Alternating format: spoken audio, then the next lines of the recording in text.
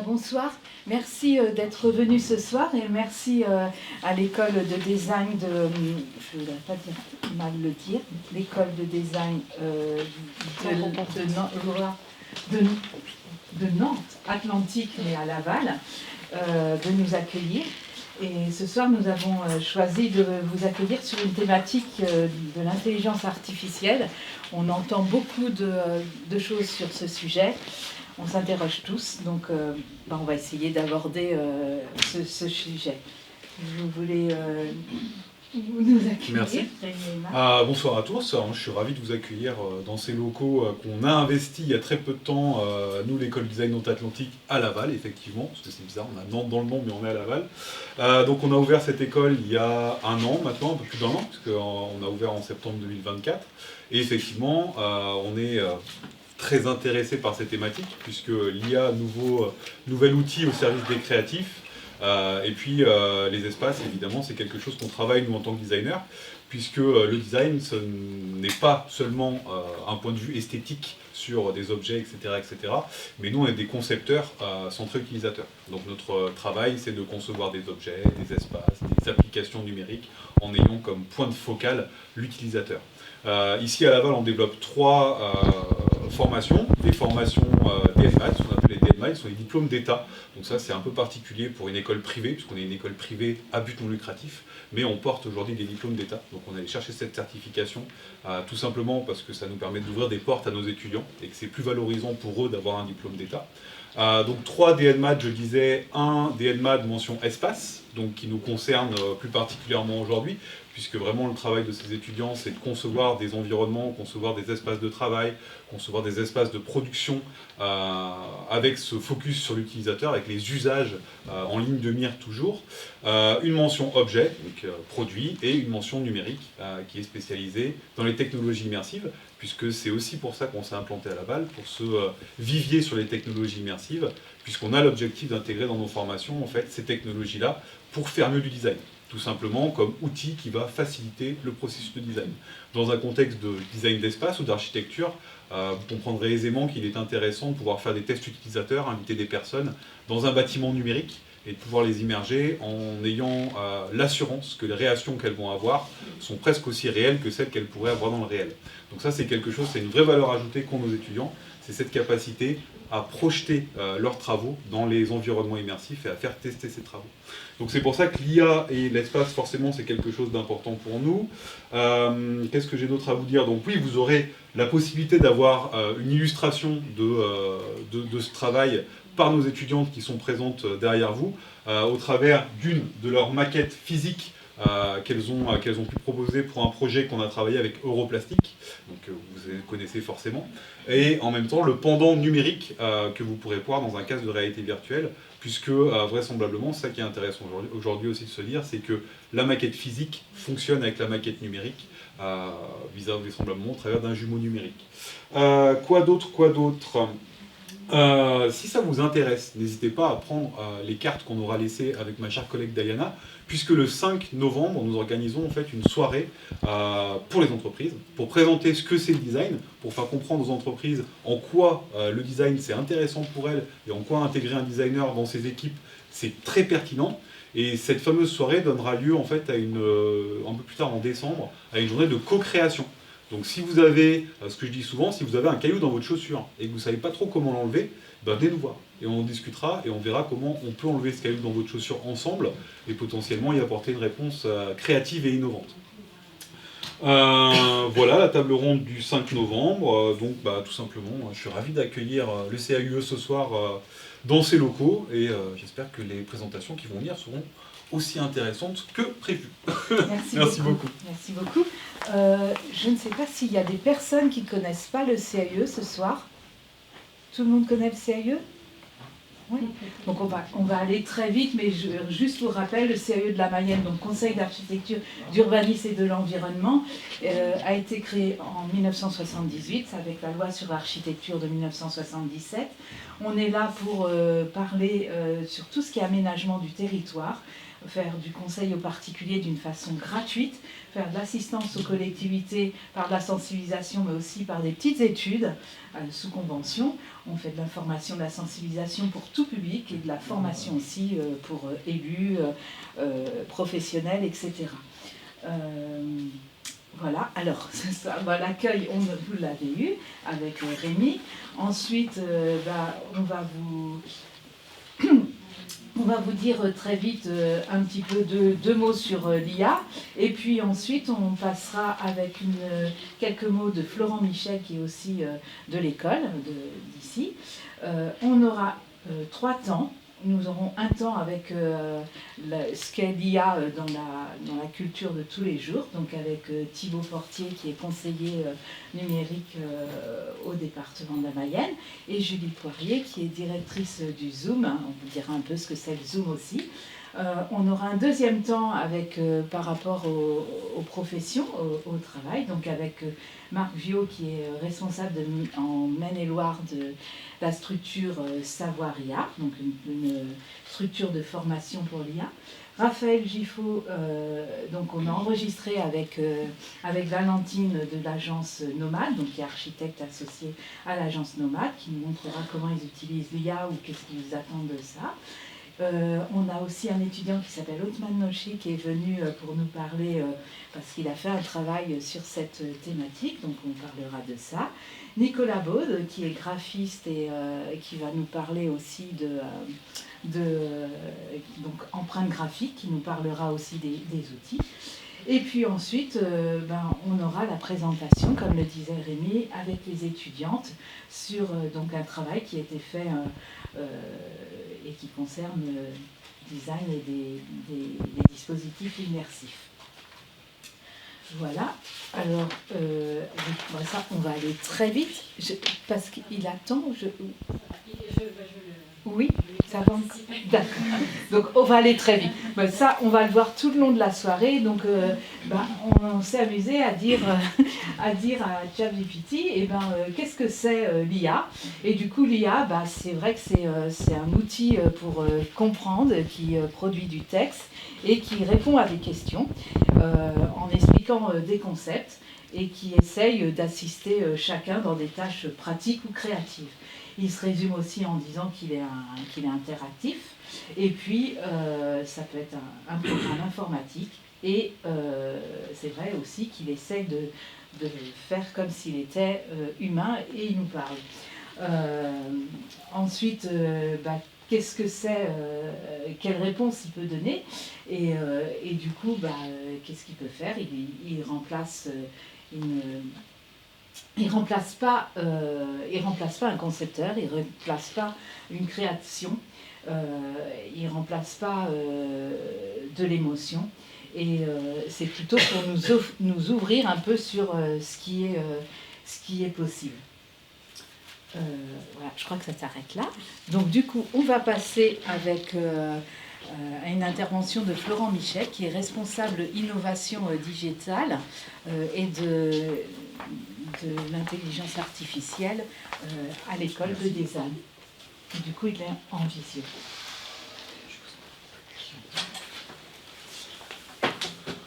L'écran c'est bon, je vérifie juste que le son c'est bon, Florent, et je te laisse la parole.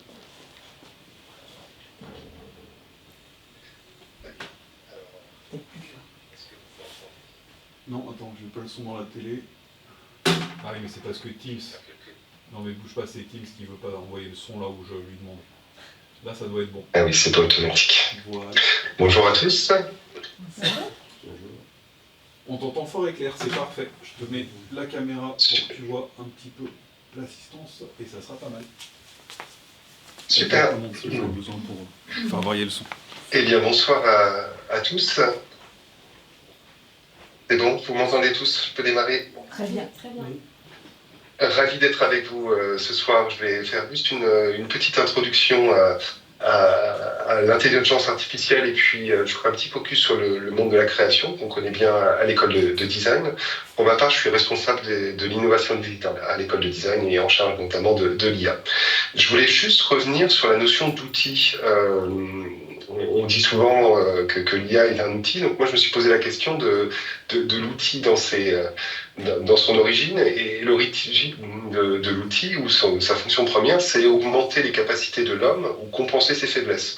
un être préhistorique a eu besoin d'outils et ça a fait partie de son évolution pour casser des pierres, tailler des cailloux, et ces choses ont évolué. Puis globalement, ça a permis après d'améliorer les outils pour simplifier la vie. Ça, c'est plus le boulot du designer. Si on fait juste un petit focus sur les outils des concepteurs, des designers, dans les années 60, 70, ça pouvait ressembler à ce que je vous ai mis là sur l'écran, c'est-à-dire un agrandisseur. Donc c'est cet élément dans une chambre rouge, chambre noire qui va projeter une image sur du papier photosensible pour dévoiler une photo.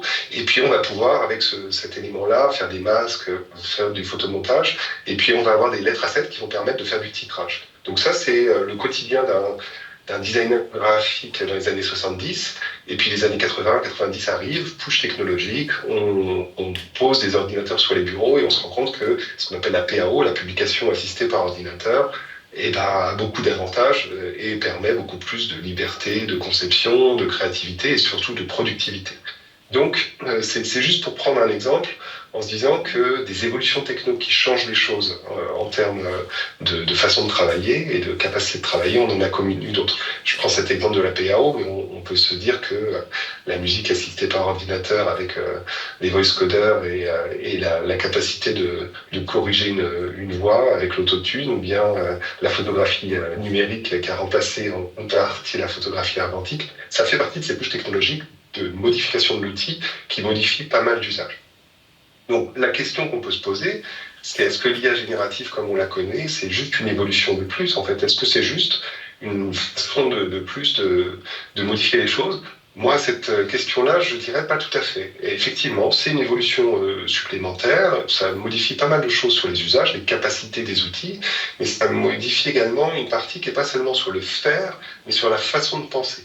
On y reviendra un peu par la suite. Ça permet de réfléchir différemment ou de sous-traiter une partie de la réflexion. Et ça, c'est quelque chose qui est un peu nouveau dans l'évolution technologique de l'homme.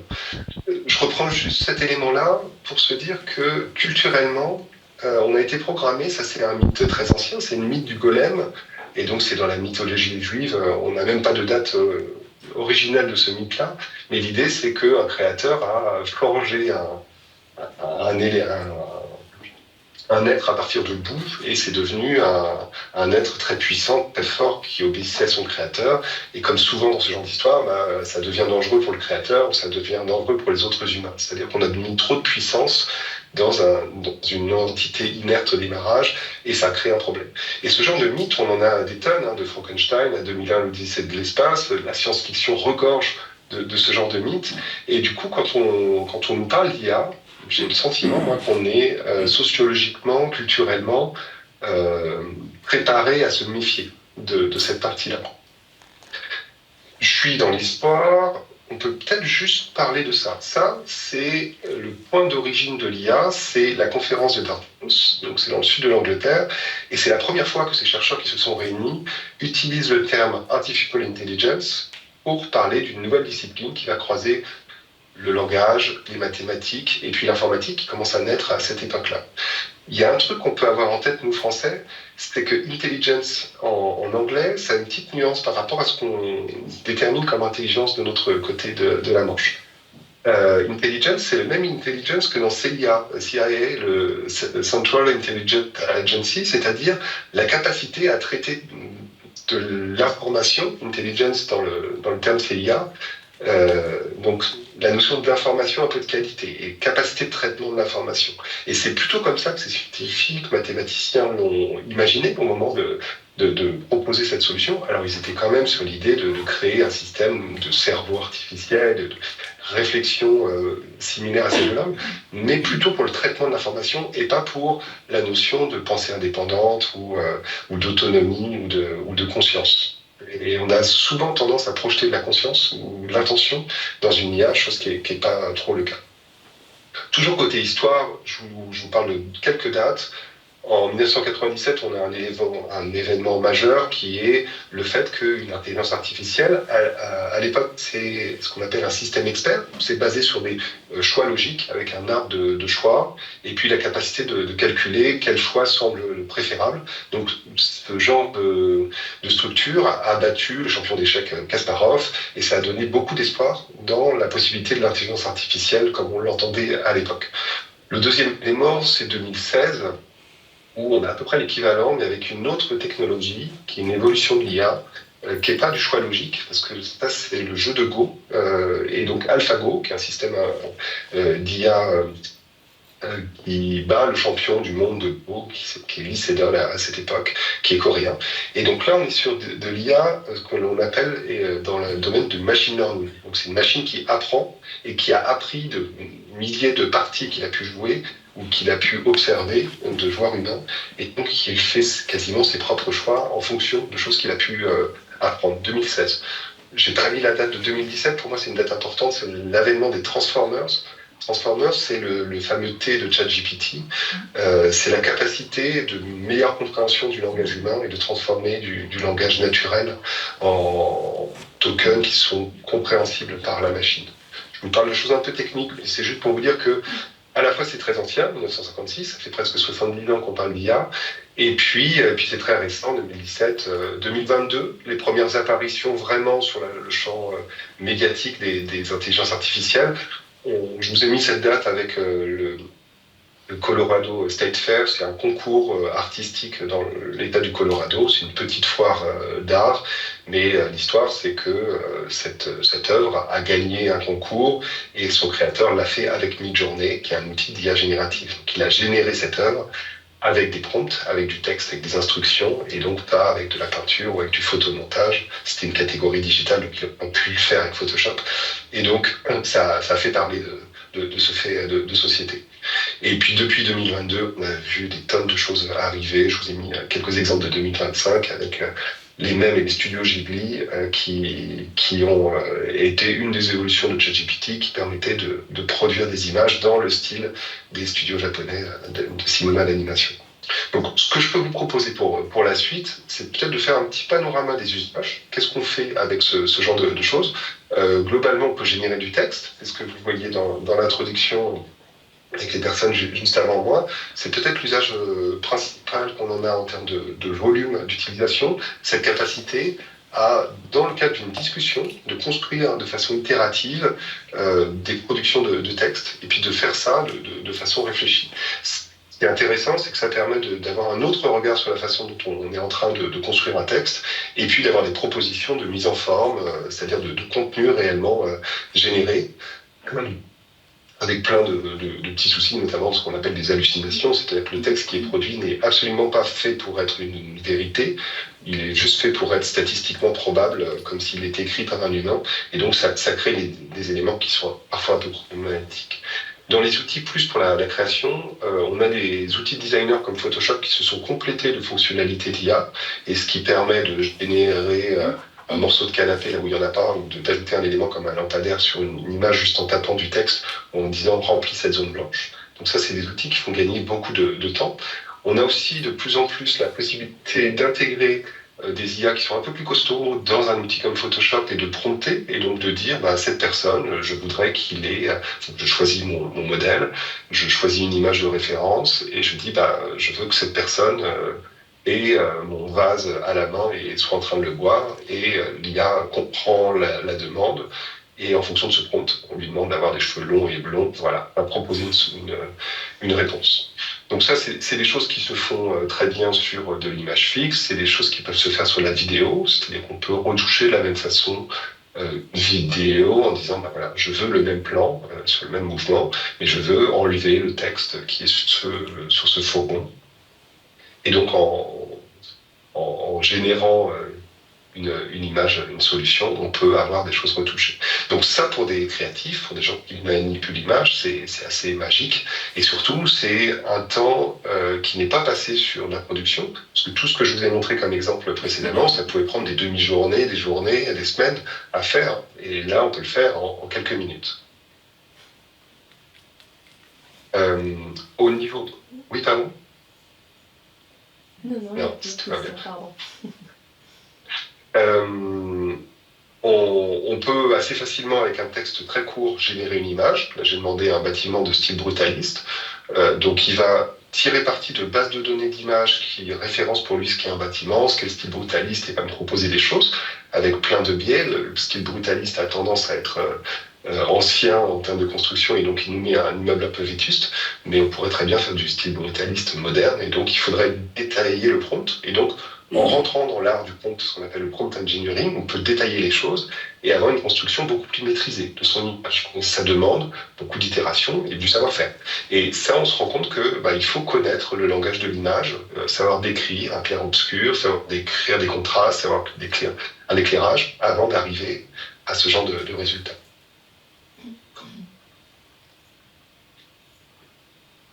J'ai le son dans mes propres oreilles.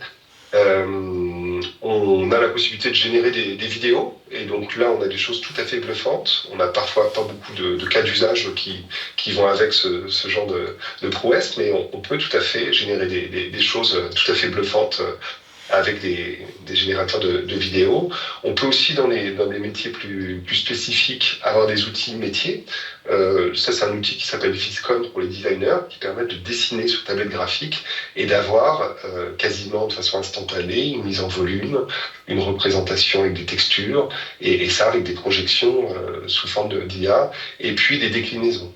Et donc, on va pouvoir proposer aux designers d'avoir un panel de solutions possibles, et donc on va sélectionner, on va itérer, on va continuer à dessiner, on va faire différentes vues. Et donc c'est un outil qui permet d'aller plus vite pour les créatifs. Et on a la même chose pour les métiers du design d'espace, par exemple, pour les métiers du design graphique, avec la possibilité image fixe, image animée. Pour les designers digitaux, on a la capacité de générer des premières versions d'inspiration pour des applications mobiles ou des choses comme ça. Les choses sont pas encore parfaites, mais on peut avoir des solutions d'idéation ou de premières solutions qui peuvent être intéressantes. Une partie du métier de designer, je parle encore de ce métier-là auquel on forme à l'école, c'est de se documenter sur les utilisateurs. Ça, c'est un élément que vous pouvez également avoir à faire sur des études de marché ou essayer d'avoir des interviews de personnes qui sont des sachants sur un domaine pour essayer de débloquer sur le développement de vos services ou la réflexion de vos organisations internes. Sachez qu'il existe des outils qui permettent de faire des interviews enregistrées localement et qui vont faire l'analyse de ces interviews avec de l'IA, du recoupement. Là où avant on passait du temps à recouper 3 à 4 interviews, on va pouvoir en faire 10, en faire 15 et avoir des analyses sémantiques et des mises en évidence de certaines situations à travers ces parties-là. Donc, tout ça pour conclure que pour un designer, les outils d'IA sont des éléments vraiment intéressants. Ça permet en dialoguant avec une machine, d'avoir un partenaire de création qui peut permettre de stimuler la créativité à certains moments, d'automatiser une partie de la production, et c'est toujours l'homme qui est derrière le prompt, derrière la demande, derrière le choix de quelle solution on va retenir, et donc par itération successive, par sélection successive de résultats, avoir un outil qui est une boîte à outils augmentée. On va pouvoir faire des choses avec l'IA. Et puis, c'est aussi la possibilité de développer des nouveaux services, des nouveaux produits qui vont inclure des fonctionnalités d'IA dans l'outil lui-même, dans le service lui-même. Et donc, de réfléchir un peu différemment de ce qu'on peut faire dans tout ça. Juste pour conclure sur le sujet, puis je serai disponible si vous avez des remarques ou des questions. On a cette vision quand même que l'IA elle-même n'est pas créatrice de nouveautés, n'est pas innovante, dans le sens où elle ne fonctionne qu'en utilisant des données qui lui ont été rentrées précédemment, et ces données ont été, le plus souvent, pour qu'elles soient qualitatives, annotées par l'homme. Et donc, il y a tout un travail qui fait que les données, elles ne sont pas instantanées, elles ne sont pas les données du futur, elles ne sont que les données du passé qui ont été numérisées, le plus souvent des 30 ou 40 dernières années. Et donc, globalement, une IA, même si l'innovation peut venir de la combinaison de choses existantes, mais l'innovation de rupture ou l'innovation totale proposée par l'IA n'existe pas vraiment, parce que ce n'est qu'une façon de redigérer des choses qui ont été intégrées et des choses du passé. La vision des designers, c'est le cas chez Apple, c'est de se dire ça va permettre aux créatifs de se concentrer sur leur mission, c'est-à-dire l'innovation, le fait de se rapprocher des utilisateurs, de trouver la bonne idée, d'affiner les styles, etc. Et puis Luc Julia, qui est notre expert national, le fondateur de Siri, qui a été racheté par la suite par Apple, qui travaille actuellement chez Renault, il a dans son premier livre cette phrase sur que l'IA est plutôt là pour faciliter des décisions et pas pour prendre à notre place. Donc, il y a un élément à vraiment avoir en tête quand on manipule de l'intelligence artificielle, notamment générative, c'est qu'il y a plein de problèmes qui sont apportés par l'IA. Les premiers problèmes, ils sont typiquement éthiques, c'est-à-dire que ça demande le travail de petites mains qui sont vraiment exploitées. C'est un gouffre technologique, un gouffre énergétique. Ça consomme beaucoup d'électricité, beaucoup d'eau potable. Et puis, j'ai dû prévoir de l'eau. Excusez-moi. Parfois, ça ne fonctionne pas comme on le souhaiterait. Et puis, il y a des biais sur ce que ça va proposer. Je vous ai mis l'exemple on tape le mot docteur, et ça nous propose l'image d'un homme blanc, cinquantaine. Donc, les biais sociétaux ont été transmis par les data dans l'IA. Et puis, on a le souci de peut-on croire ce que l'on voit, avec la notion de fake news, deepfake, arrive assez vite sur cette partie-là. Voilà tout ce que je voulais vous dire sur cette partie introductive sur l'IA. Je vous ai mis ici un QR code qui est ce support, et le support que vous pouvez télécharger est un petit peu augmenté avec un peu plus de contenu. Je vous laisse à l'écran quelques instants. Et puis si vous avez des remarques, des questions, je suis à votre disposition. Excusez-moi tout. Merci Florent. Je ne sais pas si vous avez des questions, il faut peut-être qu'on les pose maintenant, Diana, parce qu'après, Florent doit à autre chose. Vous avez des questions ?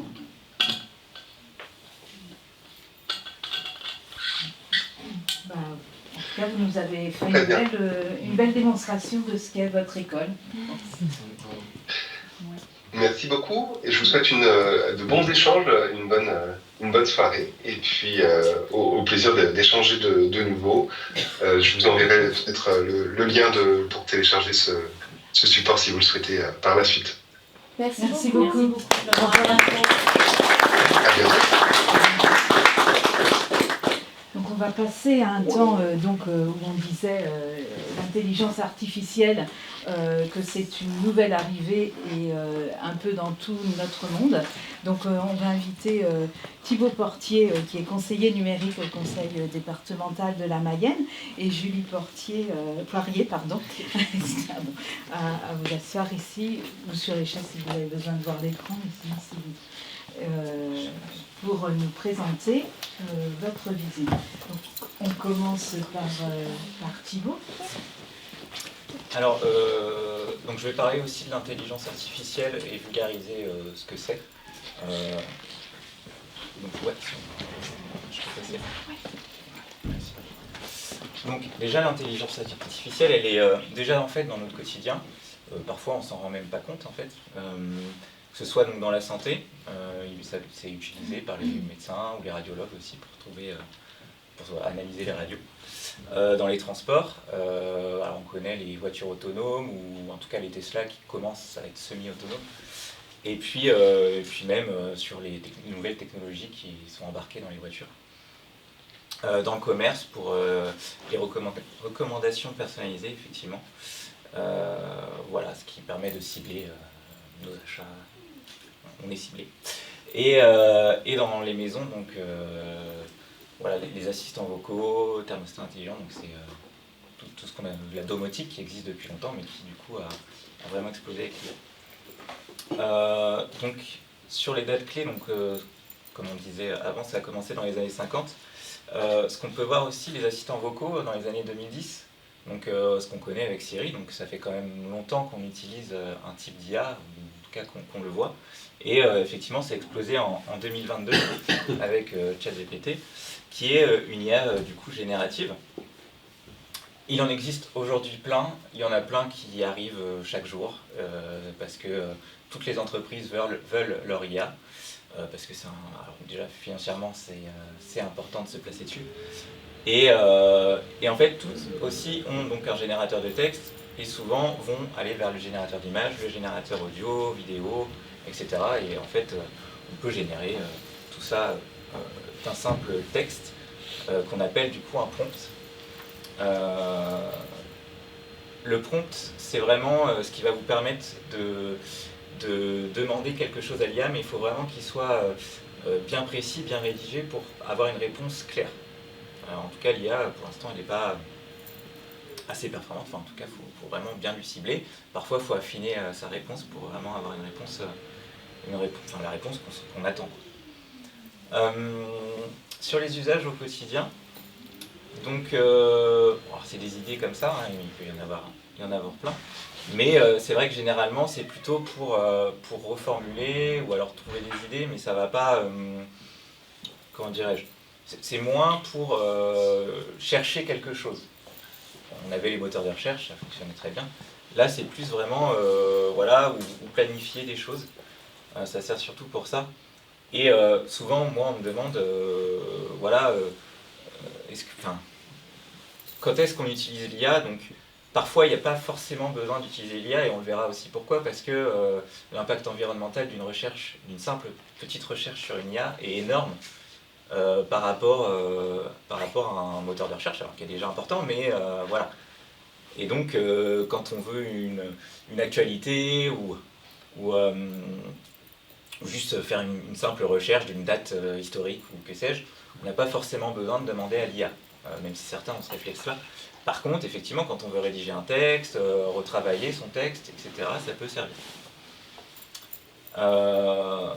Donc plusieurs points de vigilance, ou en tout cas questionnement, les questions qu'on doit se poser sur notre utilisation de l'IA et sur le développement de l'IA. Donc les biais algorithmiques, la protection des données, l'impact environnemental, donc ça c'est un point important, et puis la fiabilité des informations.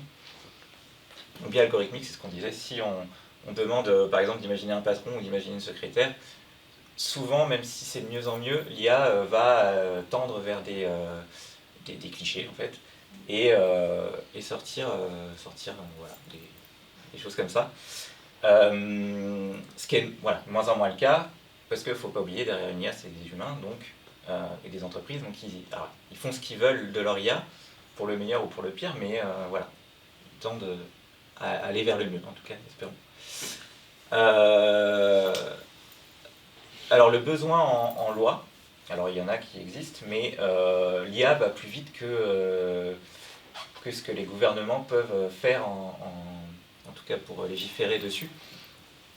Et du coup, mais il y a réellement un besoin, alors que ce soit dans l'art par exemple pour les droits d'auteur, pour protéger les artistes, etc. Parce que c'est potentiellement ça qui est en danger, même si, potentiellement tous les corps de métier.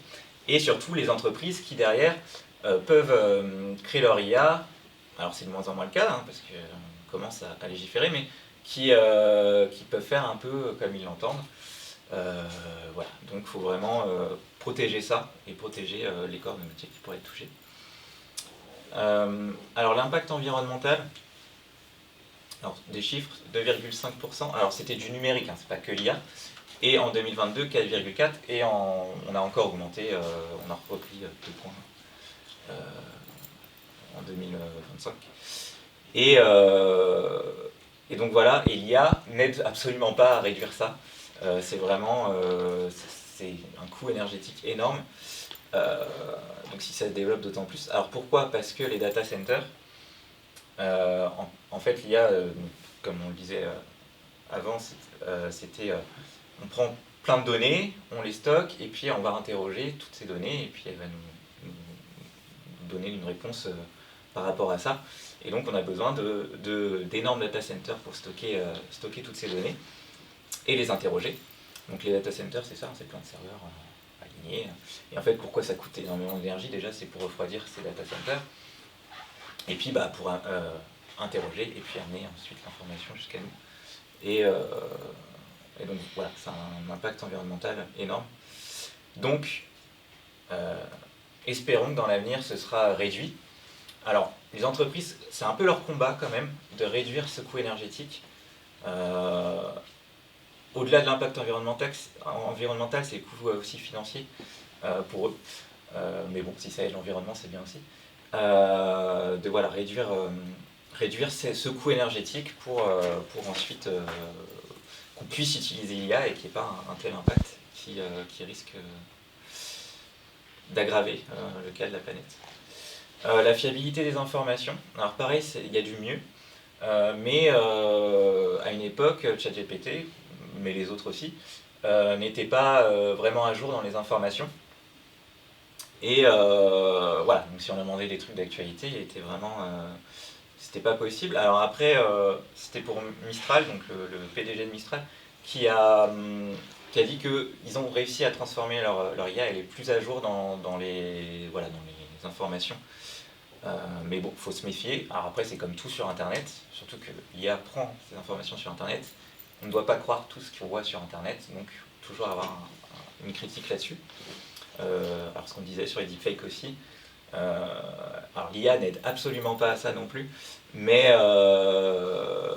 voilà, il y a ce côté, on voit une image, ce qu'on voit est vrai ou pas. Alors les IA, on arrive à les repérer, mais de moins en moins, parce que c'est de mieux en mieux dans ce qu'on arrive à faire. Et donc il y a vraiment ce côté-là, quand on voit une information, alors notamment sur les réseaux sociaux, mais même des médias traditionnels sont à voir. Et ce qu'on voit, est-ce que c'est vrai? Donc vraiment croiser toujours ces sources pour essayer de voir le vrai du faux, mais bon, l'IA aide à créer ces fausses informations. Et donc, quels sont les avantages de l'IA? C'est vraiment un gain de temps, une optimisation, ça c'est vraiment le cas, et alors professionnellement surtout, et c'est pour ça que les entreprises, et toutes les entreprises s'en emparent pour vraiment optimiser améliorer la productivité et une personnalisation aussi de la créativité. Par contre, ça ne remplace pas, alors, encore, peut-être ça va évoluer, mais le discernement, la prise de décision, le lien humain. Souvent on me dit oui, il y a des métiers qui vont disparaître, oui, mais les métiers par contre qui demandent un lien humain, ça, une machine ne pourra pas l'enlever. Donc voilà. Et une créativité profonde. Effectivement, je disais que dans l'art, c'est ça qui est en danger. Oui, si on se contente d'une œuvre d'art qui n'a pas d'âme, mais voilà, quand un artiste, il y a tout son vécu derrière, il y a ce qu'il veut dénoncer, ce qu'il veut raconter, ce que l'IA n'a pas du tout, puisqu'il va en fait juste copier d'autres artistes, et copier des styles. Et la petite phrase, c'est le vrai danger de l'IA, ce n'est pas qu'elle devienne intelligente, c'est que nous arrêtions de l'être. Voilà. Conclusion sur ça. Merci beaucoup. Est-ce que vous avez des questions ou on continue avec Julie? Alors, Julie. Oui? Non? Julie, en tant que directrice de Zoom, vous allez nous raconter un peu justement dans la pratique ce que vous avez fait dernièrement sur justement avec un rapport avec l'IA et le grand public. Tout à fait. Alors déjà peut-être je vais présenter le Zoom parce que je suis pas sûre que tout le monde connaisse. Si. Cool, je suis rassurée. Le Zoom, donc, c'est un centre de culture scientifique et technique qui est basé place de RC à Laval. Donc n'hésitez pas à venir nous voir, nous sommes ouverts avec différentes expositions. Donc notre travail, les CCSTI, donc les centres de culture scientifique, technique et industrielle, on est basé partout en France, on se déploie sur le territoire et donc le Zoom c'est celui de Laval et du département de la Mayenne. Donc notre objectif c'est de partager la culture scientifique et technique auprès du grand public. Ça passe par le biais d'expositions qu'on a dans nos murs, au Zoom directement place de RC, mais on intervient aussi dans les établissements scolaires, on organise des conférences, on a organisé la fête de la science le week-end dernier au 40. Voilà, donc le but c'est vraiment de parler de sciences et techniques avec le grand public. Donc voilà, ça c'est le cadre général. L'enjeu aujourd'hui pour nous, c'est d'être sur des sujets sciences-société. Il y en a plein, on parle là d'enjeux énergétiques et climatiques, ça fait partie des sujets qu'on se doit d'aborder. Et aujourd'hui, l'intelligence artificielle fait bien entendu partie des sujets qu'on aborde aussi dans nos métiers. Mon discours va peut-être être un peu à contre-pied de tout ce qui peut se dire ici. L'objectif qu'on a eu, nous, c'est d'approcher le sujet de... Parce qu'on parle beaucoup d'enjeux technologiques liés à l'IA, l'enjeu de productivité, l'enjeu... Voilà. Il y a aussi énormément d'enjeux éthiques qui sont liés à l'IA. Et nous, notre objectif majeur, c'est de permettre au public de se questionner sur ces problématiques-là. J'entends que ce qui a pu être dit aussi avant, que c'est pas nouveau, que les bons technologiques, il y en a eu plein, qu'on continue à être dans cette mouvance, sauf que les bons technologiques, entre autres, qu'il y a eu par exemple par rapport aux réseaux sociaux, on en revient un peu d'un point de vue éthique et d'un point de vue réflexion et d'un point de vue esprit critique. On essaye d'y revenir en se disant mais mince, on a peut-être laissé ça arriver voilà, dans la société trop rapidement et puis on ne s'est pas forcément posé les questions qu'il fallait se poser à ce moment-là. Donc l'IA, c'est un énorme enjeu technologique et je ne suis pas spécialiste technologique et je pense que technologiquement, il n'y a rien à dire sur cette grande capacité qu'a l'IA, mais il y a des vrais enjeux qui se posent pour la population, pour les citoyens et citoyennes, de se poser la question des enjeux éthiques qui sont liés à l'IA. Et c'est pour ça que du coup, on a organisé en mars dernier, je crois que c'est en partie pour ça que ça vous intéressait aussi, on a organisé le procès fictif de l'IA à l'espace Mayenne en lien avec le Laval Mayenne Technopole dans le cadre du West Data Festival, où justement l'objectif, donc c'est un faux procès, dans le sens où on n'a pas vraiment jugé l'IA, derrière elle n'a pas eu de vraies conséquences juridiques, mais le principe c'est de reprendre le vrai principe d'un procès. Donc on avait de vrais avocats qui étaient là pour accuser ou défendre l'IA. La présidente de séance était la directrice de la fac de droit de Laval, et on avait différents témoins qui étaient différents scientifiques sur différents aspects de la question de l'IA qui venaient là pour témoigner et donner, du coup, approcher le sujet avec différentes lectures et différents aspects. Pourquoi on a organisé ça? Parce qu'il y a une demande très forte dans le public. Alors j'entendais tout à l'heure, ça m'a fait un peu réagir, qu'on était sociologiquement sans doute préparé à s'inquiéter par rapport à l'IA, et entre autres en lien avec la science-fiction. Je crois qu'on est justement, moi je dirais tout l'inverse, on est pas sociologiquement justement prêt à trop se questionner éthiquement sur les enjeux, et entre autres les enjeux l'IA. Et du coup, nous on ressent auprès de nos publics de la culture scientifique, qui représente des milliers de personnes en France, on ressent justement une vraie problématique d'être perdu face à ce sujet, de voir tous les bons et les enjeux positifs de ce sujet-là, mais qui se disent, bah oui, ça m'inquiète un peu, mais à la fois, surtout, ça me fascine, ça m'inquiète, mais surtout, j'y comprends pas grand-chose. Donc le procès avait vraiment vocation à pas dire c'est bien ou c'est pas bien l'IA, c'était plutôt de se dire, bah prenons un temps pour se poser ensemble et se poser vraiment la question. Et donc ce format-là, l'idée c'était qu'il y avait une vidéo deepfake qui avait été créée sur une candidate politique, et du coup ce qui avait un impact majeur sur sa vie privée, puisque voilà, ça venait raconter des choses fausses sur sa vie privée. Et donc dans le procès, l'idée c'était de venir questionner ce sujet-là, se dire mais dans cette situation, est-ce que c'est l'IA qui est responsable ou pas, puisque c'est un vrai sujet. Alors l'IA n'a pas de valeur juridique en tant que telle, donc c'est pas elle qui est punie, mais qui on juge dans cette situation donc est-ce qu'on juge les médias qui diffusent cette info? Est-ce qu'on juge le créateur de ce deepfake? Est-ce qu'on juge ceux qui ont permis aux créateurs de créer n'importe quelle vidéo avec n'importe quel contenu? Voilà, donc c'est un peu dans cette optique-là qu'on a créé ce procès, pour vraiment se poser la question. Et donc pas de grande surprise, l'IA n'a pas été jugée responsable, parce qu'il y avait 500 personnes dans la salle qui ont voté à la fin, et puis la présidente de séance a voté également. Et pas de grande surprise, c'est pas l'IA qui a été jugée responsable lors de ce procès, c'était vraiment l'humain derrière tout ça. Et donc la vraie question, c'est comment est-ce que, concernant l'IA dans la culture scientifique et technique, on peut réfléchir tous ensemble aussi à pallier et à réfléchir ensemble à comment voir venir ce sujet, tout en peut-être mettant des barrières à certains endroits, puisqu'il y a plein de points positifs effectivement au développement de l'IA, mais il y a aussi à nouveau de grandes inquiétudes. Et vous évoquiez tout à l'heure la question des fake news. Ça prend une ampleur énorme. À nouveau, c'est sans doute pas la technologie le problème, c'est l'usage qu'on en fait. Et que c'est très compliqué quand l'info va très vite. Aujourd'hui, on parle beaucoup d'infodémie, le fait qu'on est soumis à une information permanente, et qui va très vite. On est soumis à beaucoup d'informations, et du coup, la montée des fake news, elle est énorme. Donc, elle est énorme dans la création de la fake news, mais elle est énorme aussi dans l'augmentation du nombre de personnes qui s'attachent à ce genre d'informations. Donc aujourd'hui, nous, la culture scientifique, notre vocation, c'est de continuer à travailler ce qu'on appelle l'esprit critique. Et pour parler d'esprit critique, il faut prendre du temps. Et aujourd'hui, je crois que moi, si j'avais un message à passer concernant l'avenir de l'IA, c'est que oui, l'IA nous permet de gagner du temps, d'être plus productif, voilà, d'aller plus vite, mais dans un monde où peut-être que les choses vont peut-être aujourd'hui beaucoup trop vite.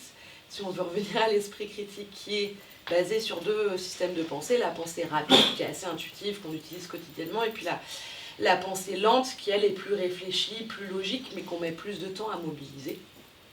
Aujourd'hui, on mobilise sans doute de moins en moins notre pensée lente puisqu'on est dans un monde qui nous fait accélérer tout.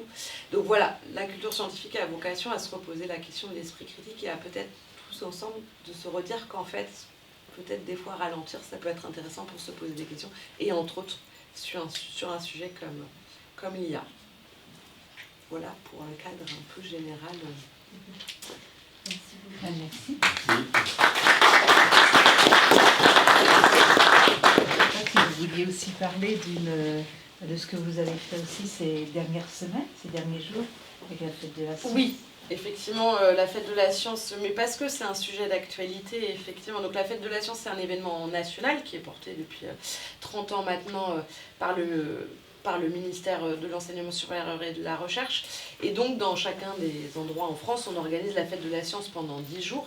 Et la thématique cette année, c'était la thématique des intelligences, les intelligences au pluriel, puisque l'objectif, c'était à la fois de parler d'intelligence artificielle, qui est un sujet au cœur des préoccupations, mais aussi de parler de différentes formes d'intelligence, puisque c'est très compliqué de définir l'intelligence artificielle, vraiment spécifiquement, puisqu'en fait c'est très très compliqué de définir ce que c'est l'intelligence. On parle d'intelligence cellulaire, l'intelligence animale, l'intelligence humaine, mais finalement même, par exemple si on prend le cas de l'intelligence humaine, on a beaucoup de mal à la définir concrètement. Si je vous demande à vous ici, dites-moi exactement quelle est la définition de l'intelligence, des fois on va mettre un peu d'émotionnel là-dedans, des fois on va se dire non, mais chez les animaux, chez les plantes, chez les humains, il y a de l'émotionnel, mais est-ce que ça c'est la force de l'intelligence, ou est-ce que c'est que rationnel? Mais alors si c'est que rationnel, ça marche pas pour définir les différentes formes d'intelligence.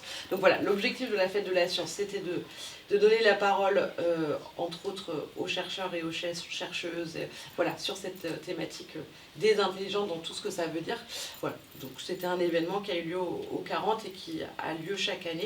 Et les intelligences, c'est aussi une thématique qu'on a reçue, nous, au Zoom, puisqu'on avait une expo qui s'appelait Génial, qui était justement sur cette thématique des intelligences.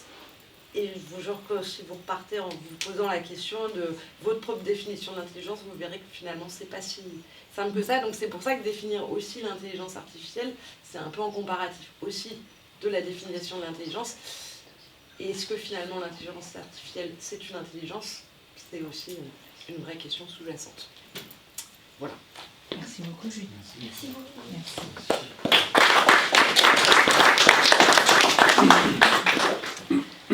Alors, donc vous pouvez, oui, on va continuer avec un deuxième temps, plus pour montrer l'intelligence artificielle à travers les métiers, à travers les professions. Donc, si Marc Viau veut bien venir.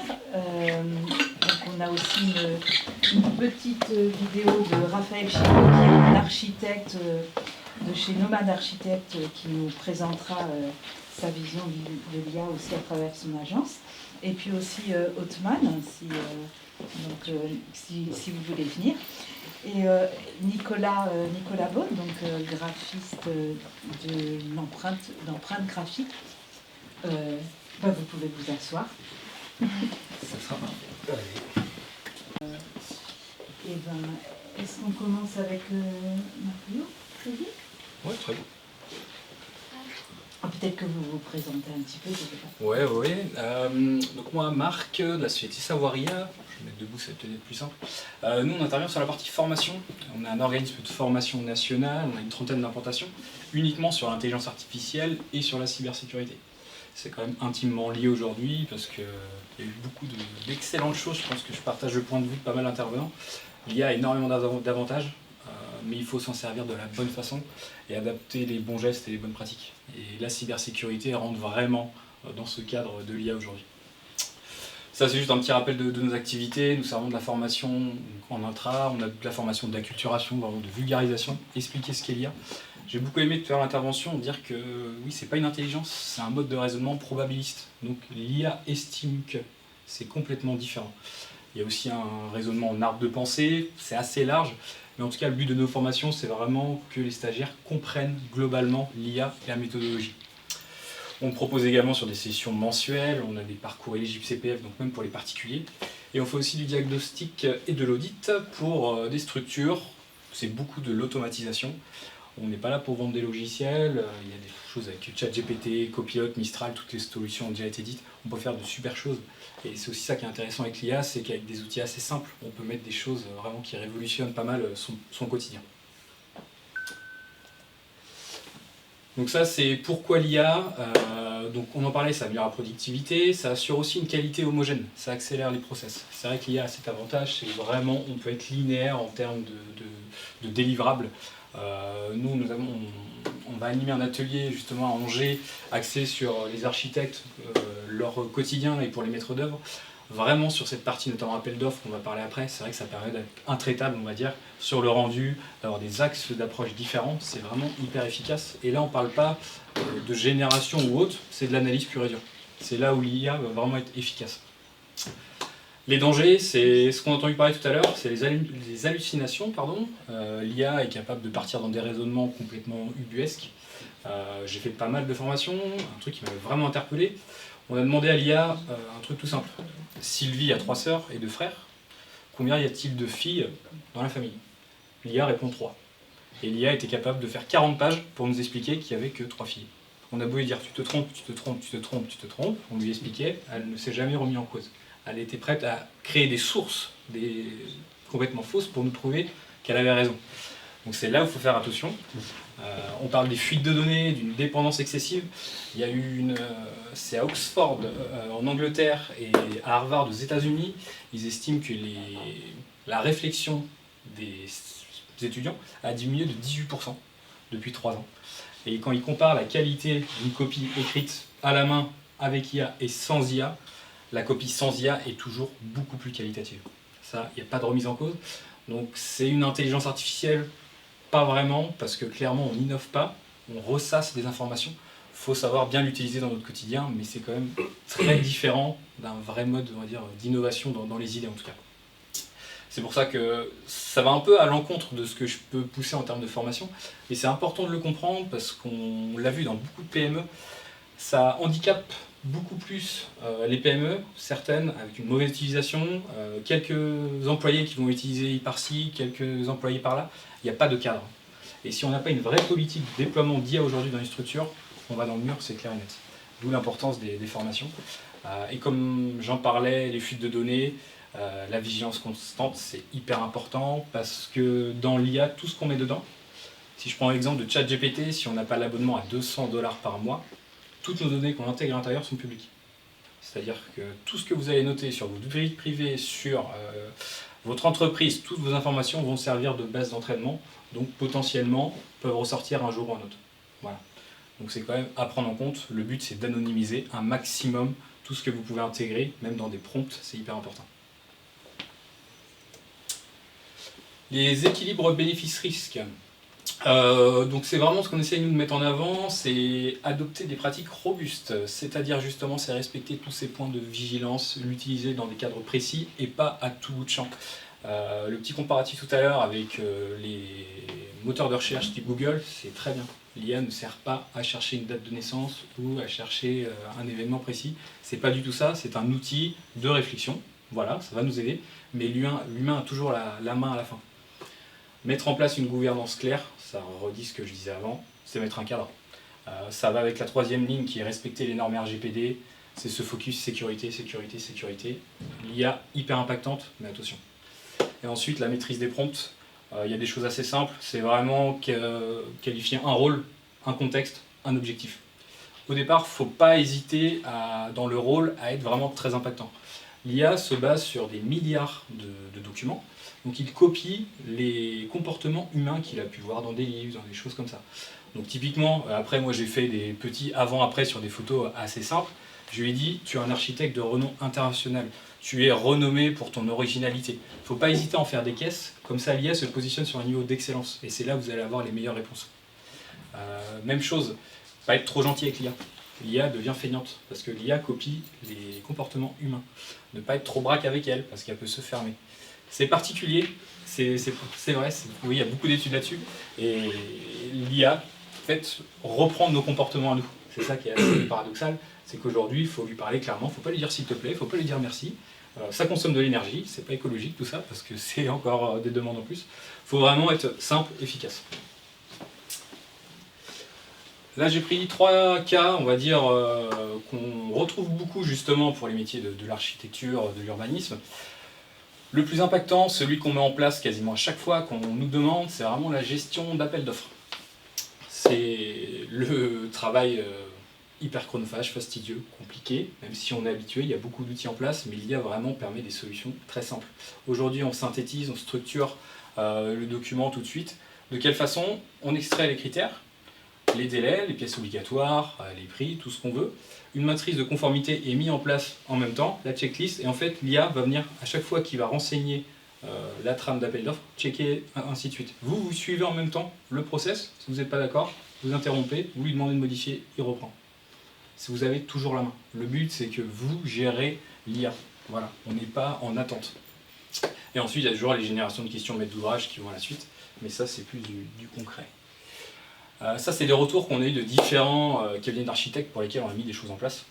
Clairement, c'est de l'automatisation basique. Hein. C'est du chat GPT, un peu de N8N ou de Make, mais c'est des choses très très simples, ça fonctionne très bien. C'est 50 à 70% de temps gagné. C'est des délivrables beaucoup plus qualitatifs, c'est des produits beaucoup plus homogènes à la fin. C'est ça qui est important. Le process, donc, que je rappelle. Et surtout, ce qui est important à la fin, c'est le retour que nous ont fait plusieurs cabinets. C'est que globalement, un appel d'offres de 60 pages, aujourd'hui, une synthèse, c'est à peu près 12 minutes, selon le prompt qu'on met en place.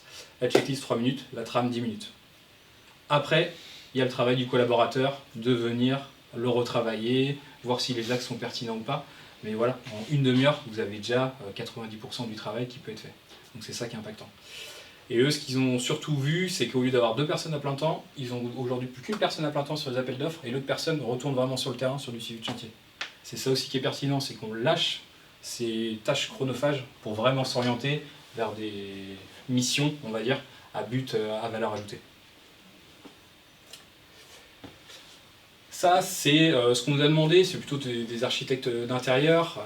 Après, j'ai fait un petit peu des modèles un peu d'urbanisme, mais c'est des choses souvent en rendez-vous. Aujourd'hui, l'IA permet d'être beaucoup plus réactif et de faire un avant-après beaucoup plus efficace.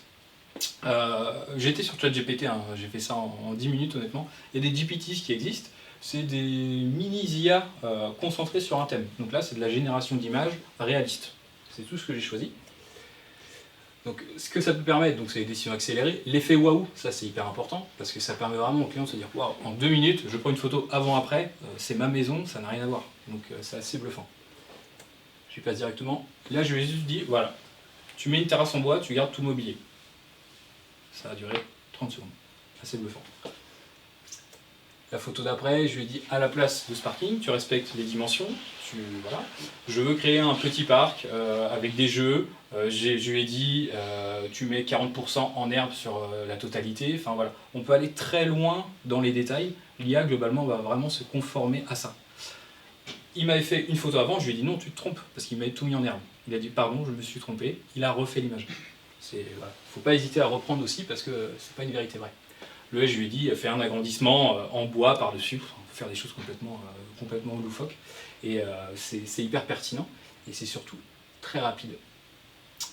Et là pareil, c'est l'exemple voilà, d'un port, création d'un quartier. Alors en soi, c'est complètement impossible, mais ça montre juste l'étendue et la force surtout de l'IA générative sur cette partie image, c'est vraiment hyper efficace. Là, c'était l'exemple contrôle qualité, dossier d'ouvrage exécuté. C'est là aussi où l'IA est efficace, c'est surtout les documents techniques. Comme je disais tout à l'heure, ça rejoint un peu tout ce qu'on disait sur les appels d'offres. C'est de l'analyse, c'est du contrôle. On ne lui demande pas vraiment de la génération, c'est que de la redite, c'est des tâches très chronophages. Et là, l'IA est vraiment intraitable. Parce que globalement, on prend des données, on les analyse et on les ressort d'un autre côté. C'est là où elle se trompe quasiment jamais. On garde toujours quand même ce contrôle humain derrière parce que c'est impératif, il y a toujours cette relecture qui doit être quand même automatique, simplement. Donc si je passe au gain, sur les temps de vérification on est encore à moins 30, moins 60%, et surtout c'est la qualité qui est intéressante. C'est beaucoup moins de non-conformités à remonter qui sont derrière. C'est une mise en place facile également, parce que si vous définissez bien vos règles au départ, on connecte l'IA au modèle et à votre environnement. Copilot notamment aujourd'hui a énormément développé parce qu'il est adossé à ChatGPT. Tout le monde a une licence Microsoft globalement dans une entreprise. En fait l'outil vous l'avez. Et il est déjà connecté à votre Outlook, à votre Excel, à votre PowerPoint, à tout l'environnement, à votre SharePoint, tout est connecté ensemble. Ça aujourd'hui, vous pouvez rien que gérer tous ces documents avec ce copilote. C'est ça qui est intéressant. Pas besoin d'acheter un nouveau logiciel ou une nouvelle version. Vous l'avez déjà chez vous. Juste, c'est une question d'automatisation et de connexion. Et donc voilà, c'est les contrôles du document qui arrive de 8h à 3h. Enfin, c'est bluffant et ça, c'est vraiment des retours qu'on a de nos clients. Et là, les résultats concrets, donc là, je vais changer un peu de secteur d'activité. On a fait justement une mise en place d'automatisation pour une grande marque de la food. Je peux vous dire, c'est Tesser, donc les sirops. On a formé l'ensemble de leurs bureaux, de leurs services commerciaux. Et on s'est juste basé sur ChatGPT et Make justement pour faire de l'automatisation. Tous les chiffres que je vais vous donner, c'est eux qui nous les ont fournis après 6 mois d'utilisation. C'est assez bluffant. Leurs services ressources humaines, ils estiment qu'ils ont gagné 2 à 4 heures par semaine par personne. Après, on a noté en dessous un peu les détails, automatisation plus création de contenu, analyse de données RH. Voilà.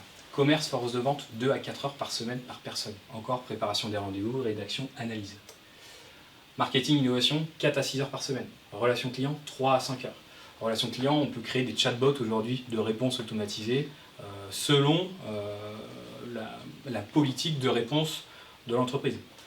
Même si certaines entreprises veulent encore garder une réponse humaine. Pas de souci, on fait lire 50 mails de la personne, l'IA va savoir à peu près comment la personne rédige ses mails, avec quelle intonation, et elle va reprendre exactement ce mode d'écriture pour répondre automatiquement. Sauf qu'à la fin, c'est toujours la personne qui appuie sur le bouton pour dire « envoyer ». Ça, c'est hyper important. R&D 3 à 6 heures, infrastructure télécom 4 à 8 heures, enfin voilà, je vous passe tout, mais c'est assez bluffant comme résultat, et on est globalement honnêtement que sur de l'automatisation avec des choses simples. Donc c'est bluffant. Comptabilité, finance, 4 à 6 heures. Donc voilà pour moi. Merci beaucoup. Merci.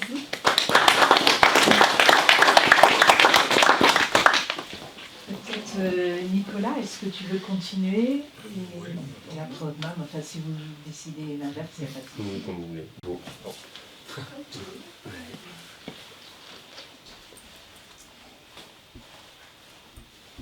C'est dans le cadre d'un master, vous allez le dire. Oui, c'est ça. Ça marche. Bonsoir à tous et merci d'être venus à cette soirée pour parler de ce sujet qui nous intéresse tous et merci au CAUE pour l'invitation. Donc je me présente brièvement, je suis Otman Nozi, étudiant à l'école d'architecture de Nantes et je suis particulièrement intéressé par ces questions de l'intelligence artificielle et de l'usage des outils numériques d'une manière plus générale dans notre profession. Et donc c'est le sujet sur lequel j'ai écrit mon mémoire de master là-dessus, c'est l'intelligence artificielle en conception architecturale. Donc voilà, pour parler de ce sujet, donc l'intelligence artificielle, elle était déjà présente dans nos vies bien avant 2022, bien avant ChatGPT. Elle était présente dans le GPS par exemple, dans les prédictions de clavier, dans les publicités ciblées, etc. Sauf que c'était un peu caché, on ne s'en rendait pas vraiment compte, on ne disait pas que c'est vraiment de l'intelligence artificielle. Mais en 2022, avec ChatGPT, Midjourney, des outils comme ça, cette IA est devenue capable d'écrire des poèmes, de dessiner des tableaux, etc. Donc c'est une dimension créative qui est ajoutée à cette intelligence artificielle, ce qui l'a rendue vraiment très populaire. Et c'est ça qui nous pousse vraiment à nous poser la question de l'intérêt que peut avoir cette intelligence artificielle dans nos domaines créatifs qui peuvent être de l'architecture ou du design, etc. Donc pour les usages de l'IA en architecture, donc il y a trois grandes catégories. Ça va être l'IA langage, avec ChatGPT, Grok, Gemini, etc. Donc ça va être le traitement automatique des langues comme un chatbot avec lequel on discute. Ensuite on a l'IA image qui va être vraiment la génération d'images par une intelligence artificielle. Et ensuite on a l'IA géométrie qui va être une IA capable de comprendre des bâtiments, de comprendre une architecture, etc. Donc pour commencer avec l'IA image, l'un des usages que peut avoir cette IA, c'est vraiment la conceptualisation. C'est vraiment au tout début d'un projet architectural, quand on essaie de chercher des concepts, de chercher des idées, l'IA peut être très bénéfique là-dessus parce qu'on peut, avec notre propre texte, nos propres intentions, lui demander de générer une image avec laquelle on va nous-mêmes mieux visualiser nos concepts, mais aussi pouvoir discuter avec notre équipe sur est-ce qu'on prend cette direction-là, est-ce qu'on ne la prend pas. Donc bien sûr, c'est des images très conceptuelles parce que ça vient au tout début du projet, donc c'est vraiment quelque chose qui sert de base de discussion. Ensuite, ça peut être la matérialisation, donc un peu comme les images que je montrais tout à l'heure. Quand le projet il est un peu plus avancé, on peut avoir une modélisation 3D du projet par exemple, comme on peut voir ici, et très rapidement on peut générer des images avec des matériaux, des couleurs différentes, des ambiances différentes. Donc ça aussi, ça peut nous permettre de faire des itérations très rapides pour pouvoir en discuter avec soit les clients, soit entre nous en interne avec l'équipe. Et donc ça c'est des images de l'agence NVRDV à Rotterdam qui justement utilise cette méthode-là. Donc la limite de ce type de méthode, c'est que c'est encore un peu moins contrôlable que des moteurs de rendu plus classiques comme V-Ray, comme Lumion, comme Enscape, etc. Qui peuvent avoir moins de contrôlabilité justement avec l'IA, mais ça y vient parce que ça se développe très rapidement. Donc ça par exemple c'est une image que j'ai pu faire chez l'agence Sevra durant un stage, et donc ça permet de passer justement des itérations de manière très rapide. Ensuite, ce qui est vraiment intéressant avec ces IA images, c'est que l'on peut vraiment entraîner nous-mêmes un modèle d'IA avec notre propre base de données afin de lui donner une direction un peu plus définie. Donc les modèles d'IA de génération d'images, ils sont très polyvalents. Ils peuvent faire des portraits, de l'architecture, des paysages, etc. Mais ils ne sont pas très spécifiques. Donc justement ici, toujours chez la même agence Sevra, on a pu entraîner un LoRa sur ce qui est une sorte de mini-modèle sur une base de données d'images ou de photos de projets de l'agence. Et là par exemple, sans le LoRa, on peut voir si on lui demande de générer un bâtiment moderne, il va générer quelque chose de très générique. Alors que ici, quand on a appliqué le LoRa entraîné sur les images de l'agence, ça donne quelque chose qui est beaucoup plus en rapport avec l'ADN de l'agence et plus artistiquement défini. Ici, par exemple, on voit que ça a du mal à dire que c'est un bâtiment, alors qu'ici, on voit très bien qu'il y a des ouvertures, c'est vraiment un bâtiment. Ensuite, un outil qui est très pertinent également, qui est Photoshop Generative Fill, qui est donc l'IA intégrée dans Photoshop. Donc, par exemple, en architecture, on fait beaucoup d'images, on communique les projets. Ça peut être très intéressant de faire de l'édition de l'image avec cette IA. Ici, par exemple, c'était un projet où l'idée, c'était d'avoir une façade où il y aura de la mousse qui poussera un peu par la suite du projet. On a essayé de faire ça avec des logiciels de rendu classiques, mais ça prenait énormément de temps. Il fallait modéliser tout en 3D ou bien créer vraiment des textures sur le logiciel, alors qu'avec Photoshop, ça permet vraiment de le faire d'une manière très rapide et de pouvoir communiquer ce type de projet. Donc ensuite, l'IA géométrie qui nous concerne peut-être le plus en tant qu'architecte, qui va être l'IA capable d'analyser, de comprendre des géométries, des bâtiments. Ici par exemple, c'est dans le cadre du cours de Laurent Lescope, qui est professeur à l'ENSA de Nantes. C'est le cours outils environnementaux. Donc ici, c'est le logiciel Autodesk Forma, que l'on va, donc on va lui donner une emprise au sol, une parcelle, et il va nous proposer des itérations d'implantation. Donc on lui dit le type, la typologie des bâtiments, la densité, etc. Et il va nous proposer plusieurs itérations et pouvoir comparer par la suite d'un point de vue de microclimat, de comportement énergétique, de lumière naturelle, d'ensoleillement devant, etc. afin de faire des décisions plus justes et plus judicieuses. Donc ça peut être particulièrement intéressant dans tout ce qui est réchauffement climatique, donc pour les performances énergétiques des bâtiments, etc. Donc ensuite, c'est le logiciel Finch 3D qui est développé par deux architectes suédois qui se sont associés à un développeur. Et donc l'idée de ce logiciel, c'est vraiment d'avoir une étude de masse au préalable faite dans un autre logiciel, d'avoir un peu les contours de notre bâtiment et se dire que voilà, il y a 5 étages, 6 étages, il va nous générer des plans. Pour l'instant, il fait que des plans de logement. Donc il le fait d'une manière algorithmique, et puis on peut aussi voilà, par exemple comparer les différents chiffres. Ici par exemple c'est l'empreinte carbone des différents plans, etc. Donc il y a déjà des agences qui l'utilisent comme Herzog et Demeurant, comme Sweco, etc. Donc la limite avec ce type de logiciel, c'est qu'on n'a pas encore assez de recul sur est-ce que ça va brider un peu la créativité des plans, est-ce que ça ne va pas faire une redondance un peu des plans qui vont être recopiés, ou est-ce qu'à l'inverse ça peut nous permettre de faire quelque chose de plus créatif et plus juste. Et donc voilà.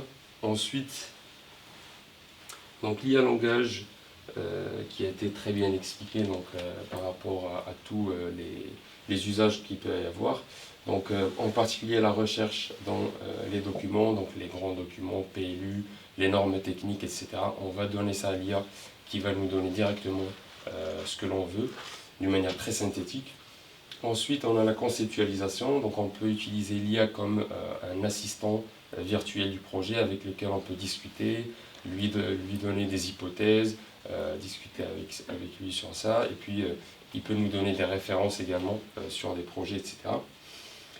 Ensuite, on a la génération de prompts. Donc, comme on a pu le voir, les IA génératrices d'images, par exemple, elles peuvent être très difficiles à prompter parce qu'il y a un langage vraiment spécifique que l'on doit utiliser. Et donc, ChatGPT, par exemple, peut générer un prompt pour Midjourney qui va générer elle-même des images. Donc, il peut y avoir des discussions un peu entre IA comme ça. Ensuite, donc, on a la génération de scripts pour tout ce qui est logiciel de conception par l'ordinateur. Donc ça va être tout ce qui est Grasshopper, donc tout ce qui est vraiment du codage un peu en architecture. Nous, en tant qu'architecte, on ne sait pas forcément coder. Donc ChatGPT, etc., il peut nous permettre de générer des codes que l'on donne ensuite à ces logiciels pour générer des bâtiments. Donc les limites, ça a été bien expliqué aussi, c'est qu'il y a beaucoup de fautes et des imprécisions, donc il faut toujours vérifier derrière l'IA pour qu'elle ne se trompe pas. Et parfois les modèles payants sont mieux que les autres, mais pas toujours. Ensuite, je conclus sur la citation de Freddy Fortich, qui est l'expert IA chez MVRDV à Rotterdam, qui dit si on ne peut pas le faire sans IA, on ne doit pas le faire avec IA. Parce que tout simplement, on n'a pas les bases, on n'a pas les critères de jugement pour dire qu'est-ce que c'est qu'un bon plan, qu'est-ce que c'est qu'une bonne un bon tableau, etc. Et donc voilà, je pense que ça traduit bien l'importance de l'humain derrière cette intelligence artificielle. Et je pense que l'intelligence artificielle a de très grands potentiels, notamment pour tous nos métiers. Voilà, merci. Merci à vous. On continue avec Nicolas qui va nous parler. À l'époque, c'était un ordinateur qui faisait à peu près cette taille-là et qu'on branchait sur la télé avec un magnétophone pour enregistrer. Donc, mais voilà, donc j'ai continué un petit peu là. Je suis issu de l'école de design Nantes-Atlantique aussi, session 99. Donc, je commence à être tâté un petit peu, hein, mais voilà, mais designer produit à la base. Du coup, j'ai continué un petit peu à fouiller. Je voulais juste vous montrer un petit peu des produits qui sont un tout petit peu moins, enfin qui ne sont pas du tout inconnus, hein, mais qui sont un peu moins connus du grand public, qui pourtant, je trouve, sont une grande richesse, aussi bien pour les professionnels globalement créatifs que pour n'importe qui, en tout cas pour se comprendre, parce que c'est vraiment un truc que je trouve vraiment important, parce que je travaille beaucoup aussi dans la communication.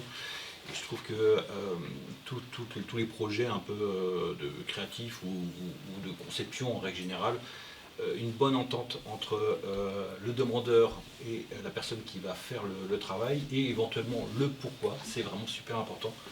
Et donc du coup, ce que je disais, c'est que voilà, ça c'est quoi, j'avais bien aimé cette citation, alors je ne sais pas de qui elle sort, j'ai bien peur que ça soit même, ça se trouve, l'IA qui a sorti cette propre, parce que là on en est là hein, quand même, hein, à citer l'IA.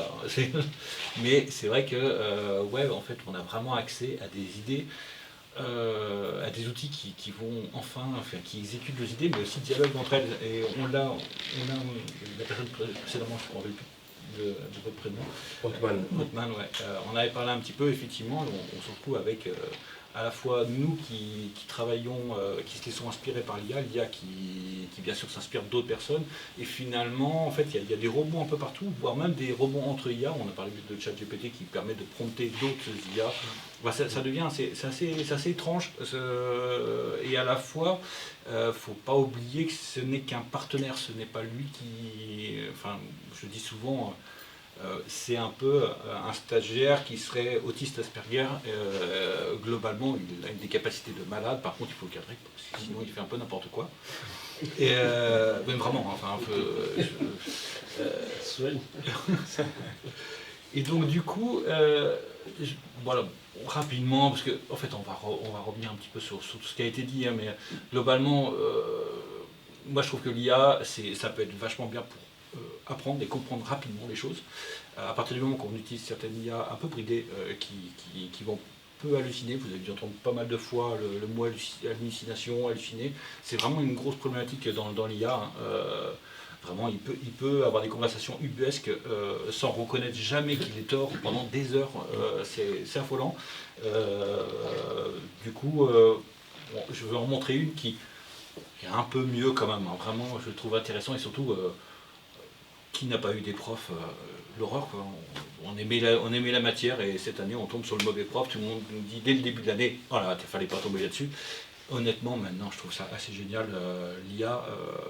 Vraiment, ce que je dis à mes enfants, si vous n'arrivez pas à comprendre avec YouTube, avec l'IA, avec tout ça, si vous voulez apprendre, vous pouvez apprendre. Et je vais vous montrer justement un outil qui sert à ça. Bien sûr, des outils qui permettent d'accélérer un petit peu la conception, parce que la conception c'est quelque chose de sensible. Des fois on passe beaucoup de temps à faire comprendre l'idée qu'on a dans la tête, pour finalement des fois avoir un échec, la personne ne comprend pas. Donc du coup, soit on va plus loin, soit on lâche l'affaire, quoi, et c'est dommage. L'IA va aider aussi à permettre de mieux se comprendre, à mieux montrer, ok, j'ai compris ça, tout sous Word, des choses comme ça. Et même éventuellement, si on a un compte Google, on fait un dossier Drive et on met tout ce qu'on veut là-dedans, et ça va travailler. Ce qui est quand même assez fou, c'est ses capacités, parce que rien qu'en version gratuite, il peut prendre jusqu'à 50 sources différentes, chacun avec 500 000 mots, chaque source, ça fait quand même 25 millions de mots. Alors déjà, 500 000 mots, c'est Guerre épée de Tolstoï, donc 1600 pages, c'est costaud. 25 millions de mots, Je crois que toute la suite de Harry Potter, ça fait 1 million de mots. Ouais, c'est quand même assez énorme comme capacité de synthèse. Et là, par exemple, je me suis un petit peu amusé à faire ça. Alors le titre est en anglais bizarrement, mais tout le reste est en français. On voit qu'il y a pas mal de sources, d'ailleurs des sérieux, c'était sur l'arbre ornemental. Et ce qui est assez génial, c'est que dès qu'on met ça, il va générer un petit texte, enfin voilà, juste une notion de texte. Si je cliquais sur n'importe quelle des sources, il a fait aussi un petit résumé de chacun, juste pour pouvoir retrouver un petit peu ça.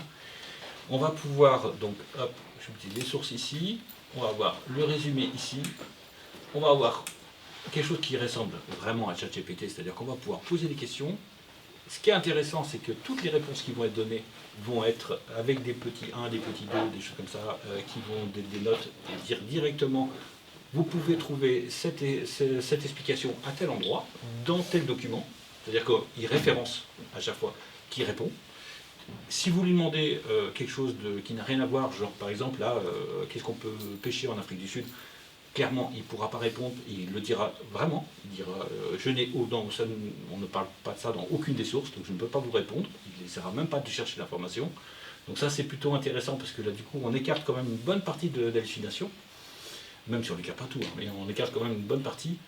Et puis après, ce qui est assez dingue, et ça je trouve ça, voilà, 12 sources, il y a des bouquins là-dedans. Hein, 12 sources, on va pouvoir d'abord générer un résumé de JAWS qui est assez facile d'accès. Donc premier niveau, assez facile d'accès. Je ne sais pas si on a un petit peu de son sur la télé. Je peux mettre juste le début. Ce qui est assez bluffant, c'est que ça part directement sur un système de podcast. Je ne sais pas s'il y en a qui écoutent un petit peu des podcasts. C'est animé. Hop là. Hop. Ah oui.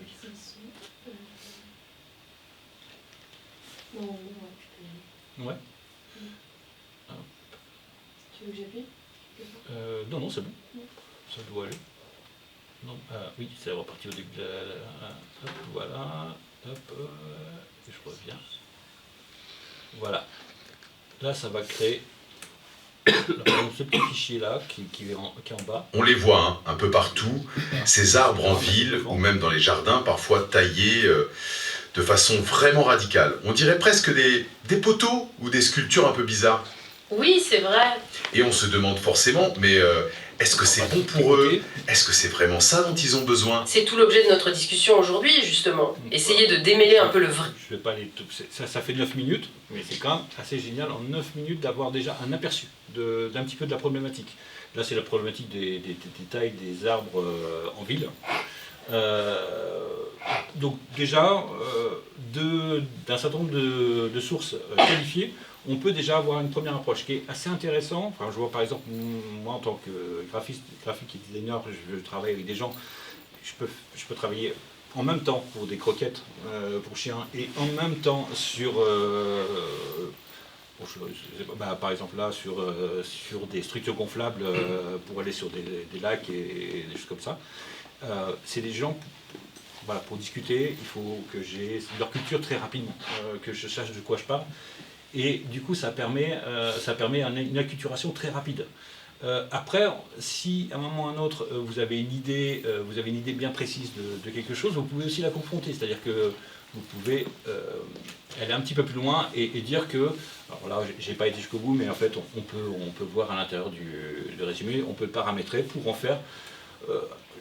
Malheureusement, on va l'avoir, mais ça va être trop. Bienvenue à l'échange. Aujourd'hui, on se penche sur une pratique courante, même omniprésente dans nos villes, la taille des arbres d'ornement. C'est une intervention qui on va faire intervenir façonne deux personnes tous qui les ont âges urbains, deux avis mais différents. sa pertinence qui et ses est impacts sur réels l'importance sur de la taille, l'arbre, et ça sur mérite l'autre quand même sur un il faut examen laisser approfondi. pousser les arbres quoi qu'il arrive Alors, et les laisser. la question qui nous divise aujourd'hui, c'est Quand même. celle-ci. La taille, est-ce que c'est Voilà, qui nous divise. Et après, bon, si on attend un petit peu, on va voir la présentation des deux personnes. Et ça va. Alors là, le débat monte vraiment d'un cran, parce que là, on est un petit peu sur le fameux jugement de l'IA, c'est-à-dire vraiment des pour, des contre, et ça va loin de son argument. Et après, le dernier truc encore, vous pouvez aller même plus loin si vous voulez vraiment avoir quelque chose de visuel. Je sais pas. Bonjour. Voilà. Aujourd'hui, on va parler de la taille des arbres d'ornement. On a souvent l'impression que c'est une simple corvée de jardinage, n'est-ce pas? Mais en réalité, c'est une intervention qui a d'énormes conséquences sur la santé et la sécurité de l'arbre. Alors, qu'est-ce qui se cache vraiment derrière un coup de sécateur? C'est ce qu'on va découvrir ensemble. Et pour commencer, il y a cette idée, une idée fondamentale qui change vraiment tout. Dans la nature, un arbre, eh bien, il se débrouille parfaitement tout seul et n'a absolument pas besoin de nous. En fait, la taille, c'est une pure invention humaine, qui est née de nos propres contraintes, de notre désir de contrôle. Rien que cette phrase, ça remet toute notre pratique en question. Alors voilà la... Voilà. Ce qui est assez dingue, c'est que si on allait un petit peu plus loin, il a fait des frises qui expliquent vraiment chaque période, qu'est-ce qui s'est passé. En fait, c'est vraiment très très très pédagogique. Je trouve que voilà, pour travailler avec des CAE, c'est quand même assez hallucinant. Et ça fait un terreau qui des fois nous fait descendre un petit peu et dire mais en fait oui, on peut expliquer ça de façon simple, on n'est pas obligé d'avoir des mots complexes.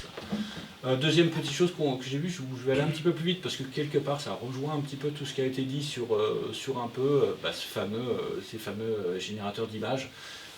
Moi, en tant que graphiste, j'ai toujours trouvé génial Midjourney, tout ça, mais sauf que c'est quasiment, c'est pas que c'est pas, voilà, chaque création est unique. Après, il faut essayer de rééditer. C'est quasiment impossible. À chaque fois, il régénère toutes les créations. Et donc, du coup, depuis peu, il y a Gemini, donc encore Google, qui était à la bourre, qui a été traité d'être à la bourre pendant des années, est revenu avec un autre modèle, Gemini, alors je ne sais plus c'est combien, mais il s'appelle Nano Banana, il a été surnommé. Et là, c'est assez amusant. Bon, on a quelque chose d'assez simple, ça ressemble quasiment à du ChatGPT, mais là c'est pratique. C'est entre autres il y a la possibilité de faire des générations d'images. Et là j'avais trouvé ça assez fou parce qu'effectivement ça c'est le genre de croquis, ce qu'on appelle des refs, qu'on a appris à faire à l'école de design. Des gens étaient très fiers de pouvoir balancer très rapidement une impression de grandeur, de volume en fait. Et quand je vois maintenant que juste avec un petit prompt derrière, alors bien sûr faut faire un prompt à peu près correct, on arrive tout de suite à ça, sans faire quoi que ce soit d'autre. C'est quand même, ça m'a fait, c'était bluffant. Pareil, dès qu'on fait un aménagement, et ce qui est assez hallucinant, c'est aussi la pertinence, parce que voilà, ça donne ça. Et quand on voit la pertinence, même les étages sont mis au bon endroit. Alors après, c'est discutable au niveau de l'aménagement, au niveau de tout ça. D'un autre côté, si on revient un petit peu en arrière, je veux dire, c'est pas du tout déconnant. Et puis après, bien sûr, très rapidement, si on veut, on peut aussi avoir une sensation. On passe en 2 minutes de l'un à l'autre, c'est quand même assez bluffant. Là, il y a un mois, c'était compliqué. Maintenant, c'est facile. Et tellement facile que c'est perturbant. Là, c'est pareil. Vous avez sûrement tous eu des plans dans les mains. Certains arrivent à se projeter très rapidement, d'autres pas. Alors, je ne sais pas si juste avec un prompt, on a l'impression de jouer aux Sims. Pour les plus jeunes, c'est un peu plus simple de comprendre. C'est le même plan, mais du coup, sans simulation, c'est juste une simulation de 3D. Et puis après, si on lui demande, tiens, qu'est-ce que je verrais si j'étais là? Bien sûr, on est sur l'interpolation, on n'est pas encore du tout sur une précision de fou, mais voilà, du coup, on verrait ça, quoi. Donc, c'est quand même assez fou. Après, si madame veut vraiment avoir son tapis, là, il suffit de lui dire, et il le met. Si on veut vraiment juste un motif particulier, on le change en un clic. Je suis graphiste, j'ai passé des heures carrées à faire des trucs comme ça avant. Et puis le rendre plus vivant, pourquoi pas. Rajouter un petit peu de déco, pourquoi pas. Et puis, la nuit, qu'est-ce que ça peut donner? Et puis, éventuellement, une fois vécu, avec un petit peu de... est-ce que ça... Voilà. On voit que les visages sont un petit peu déformés, c'est pas encore tout à fait précis, mais c'est quand même... Voilà, j'ai trouvé ça... je trouve que on pourrait dire, oui, du coup, où est le travail de la création? La création, justement, elle doit être avant, et là, je trouve ce qui est bien, c'est qu'on ne passe pas énormément d'heures juste pour montrer, pour convaincre. Convaincre, c'est relativement facile. Après, attention à l'effet waouh, mais moi, là, par contre, du coup, je me dis, du coup, j'ai beaucoup plus de temps pour réfléchir à l'espace, réfléchir à ce que je peux proposer humainement, et puis rapidement, si la personne me dit, en fait non, c'est pas bien compris, je veux pas du tout cet espace-là ou pas cette ambiance-là, ça sera très rapide à changer, et quand c'est bon, ok, on retravaille réellement. Voilà, c'est cette manipulation qui est assez bizarre entre quasiment le rendu final, et on retourne au projet, et le projet qui nourrit le rendu, et inversement. Encore une autre façon de concevoir un petit peu le travail de designer, en gros, je dis designer, créateur, architecte, voilà, avec des allers-retours où le fond nourrit la forme et la forme nourrit le fond. C'est en graphisme, j'avais entendu au tout début que j'ai commencé, c'était vraiment oui, non, mais toi tu t'occuperas de la forme plus tard. Nous on fait le fond et puis tu viendras que quand on aura fini. On le sait maintenant, enfin, la forme, le fond nourrit la forme, bien sûr, mais la forme nourrit le fond aussi, et ça va. Voilà, on arrive un petit peu à ces choses-là. Voilà, en gros, un petit peu ce que je voulais dire un petit peu sur l'IA. Merci Nicolas.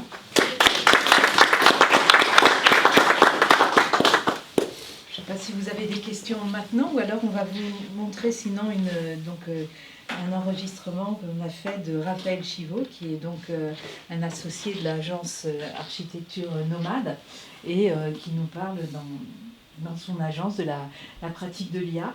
En fait, avec Valentine, on avait vu au printemps qu'ils recherchaient un architecte IA, et du coup, on leur a demandé c'était quoi leur objectif et qu'est-ce qu'ils cherchaient. Donc, c'est ce qu'il exprime.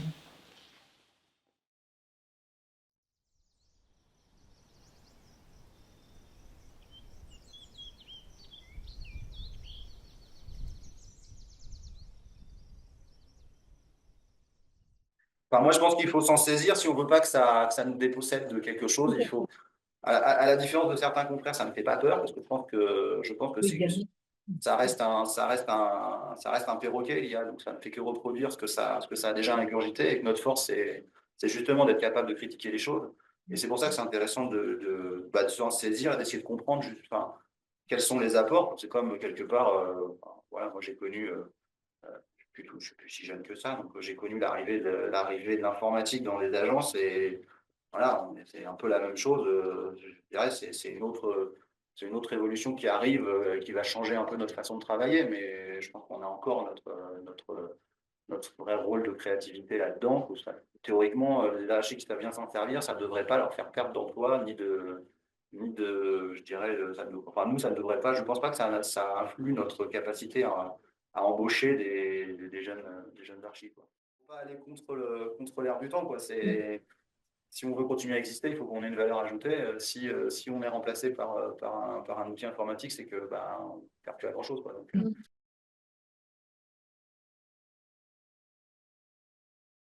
grosso modo, voilà, on a 3 IA qu'on utilise déjà pas mal, notamment sur de l'analyse de programme. Donc c'est déjà assez proche quelque part de ce qu'on souhaiterait faire sur de la FOSA.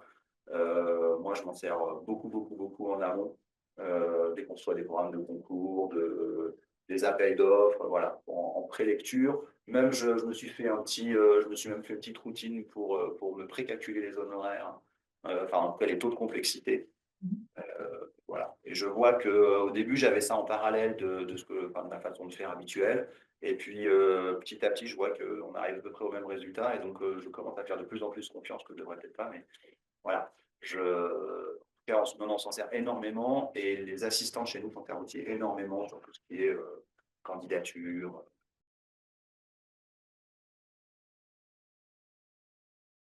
Gagne du temps, ouais. Je pense surtout on gagne en efficacité. Après, est-ce qu'on gagne du temps? Je ne sais pas, parce qu'on les relie beaucoup, en fait. Moi, je les encourage à utiliser vraiment ça comme des outils et pas comme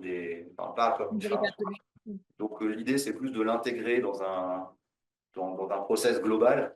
Alors, est-ce que ça fait? Oui, ça fait sûrement gagner du temps. Enfin, ça fait surtout, je trouve surtout que ça nous donne des résultats beaucoup plus circonstanciés.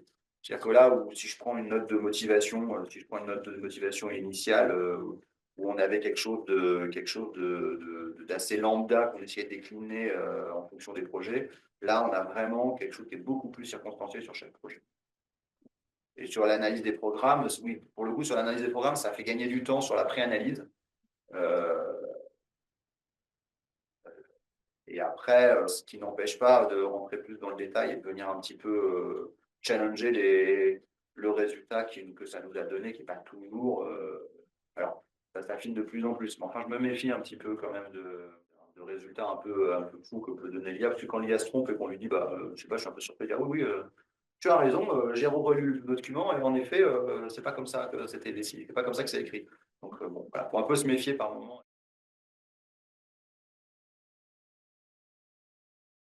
Plus qu'un archi, hein, c'est un chercheur en fait. C'est dans le cadre du dispositif CIFRE. Je voudrais accueillir un doctorant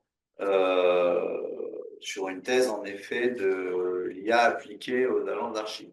Le sujet, c'est l'IA plus paramétrique appliquée à l'architecture et en comment, avec les différents outils d'IA disponibles actuellement et éventuellement avec peut-être un petit plugin qui permettrait de les faire dialoguer ensemble, comment on passe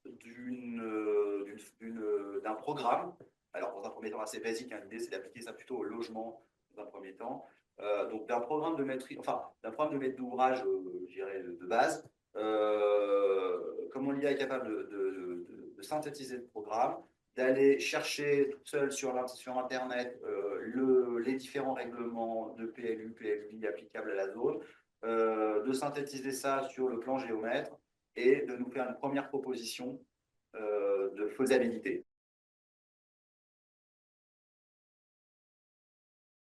En fait, on part du principe que les architectes qui font de la promotion, enfin qui bossent pour la promotion privée, bossent tous à perte au début, puisqu'on nous demande à tous de faire des faisabilités, toujours très rapidement. Et le premier stade de la faisabilité, qui est plus une analyse documentaire, c'est pas la partie la plus intéressante, à mon sens, de l'architecture.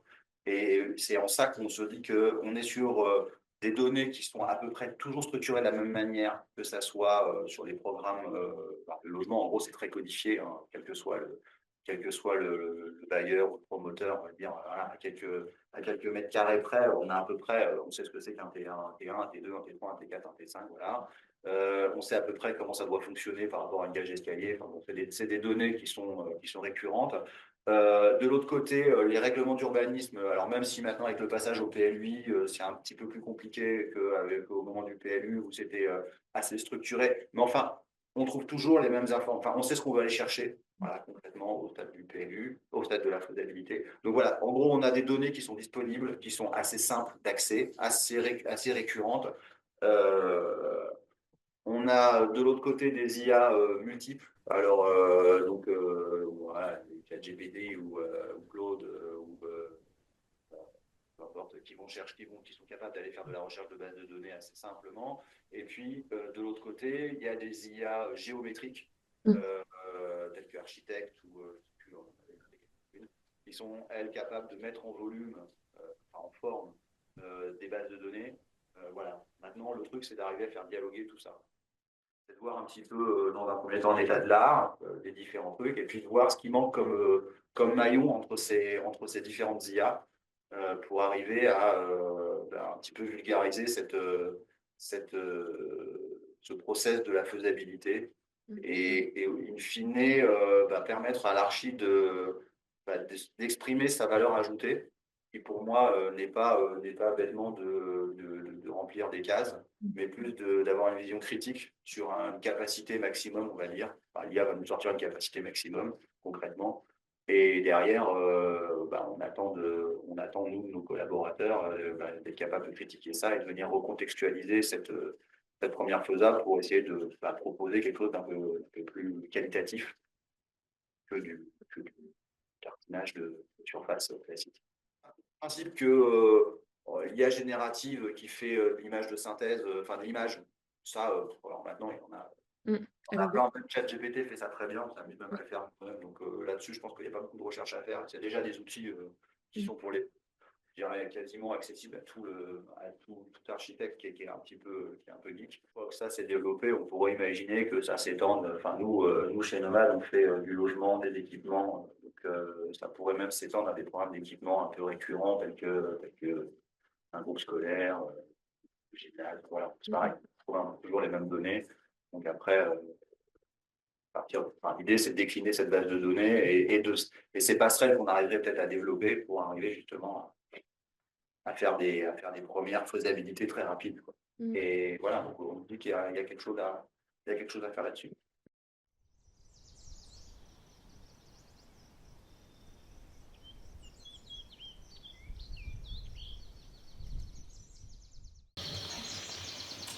Voilà. Donc, on va vous proposer un troisième temps, un dernier temps pour cette soirée. C'est donc avec une application qui se passe à l'école, puisqu'on va inviter... merci beaucoup. On va inviter Inès Landet, Justine Ambert et Léa Bray, donc qui sont étudiantes à l'école, pour nous présenter un projet, mais elles vont nous expliquer leur travail.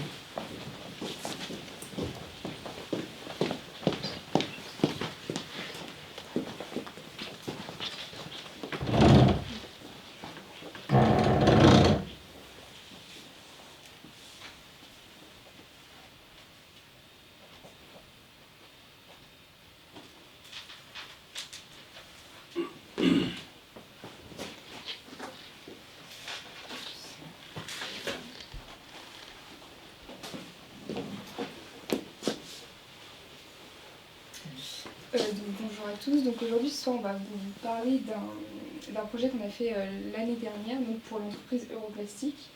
Donc là, on ne parle pas vraiment d'IA, mais on parle plus des technologies immersives et comment on a appliqué les technologies immersives dans le projet.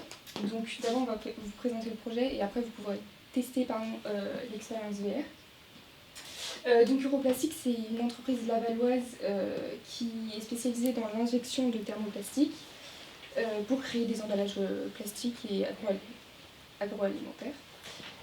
Donc on a tourné notre projet autour de l'écosystème pour répondre à un besoin de l'entreprise qui était de affirmer son identité de marque dans ses locaux.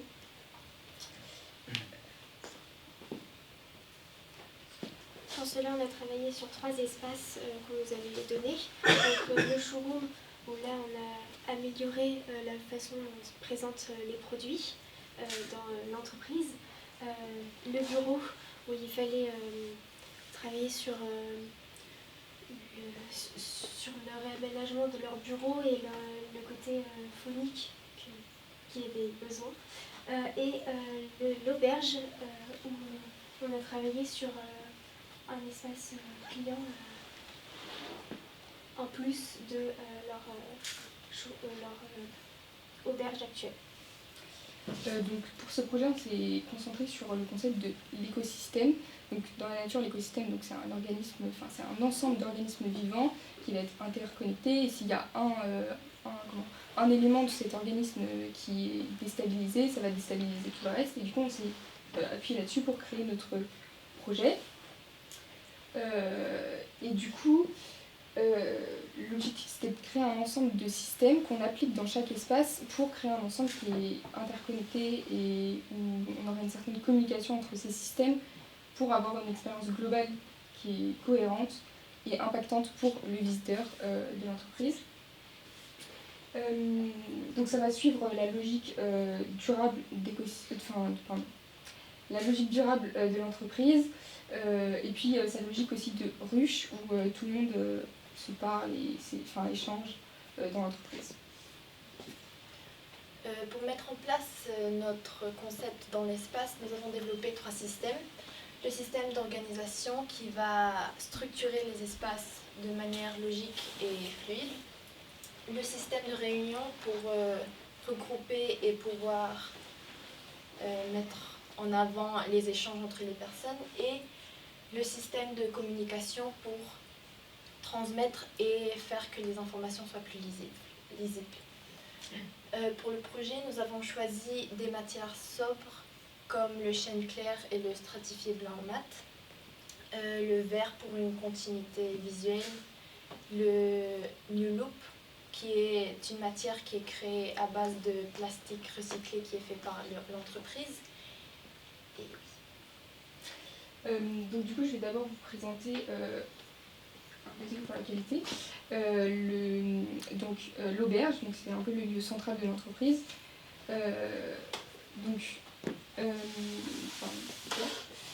L'auberge représente dans notre écosystème la symbiose, donc là où tout le monde va partager des choses. On a plusieurs espaces dans l'auberge, donc la cuisine, l'espace de repas, de repos et un espace clientèle pour se restaurer. Et donc l'idée c'était d'utiliser nos systèmes. Donc, par exemple comme dans la cuisine, on a créé des espaces assez ouverts où on peut circuler pour faciliter la communication et les échanges dans l'entreprise. Après un espace de repos qui va être lui plus doux, plus intimiste. Et enfin un espace donc pour la clientèle où là on va je sais pas si on va... Pardon.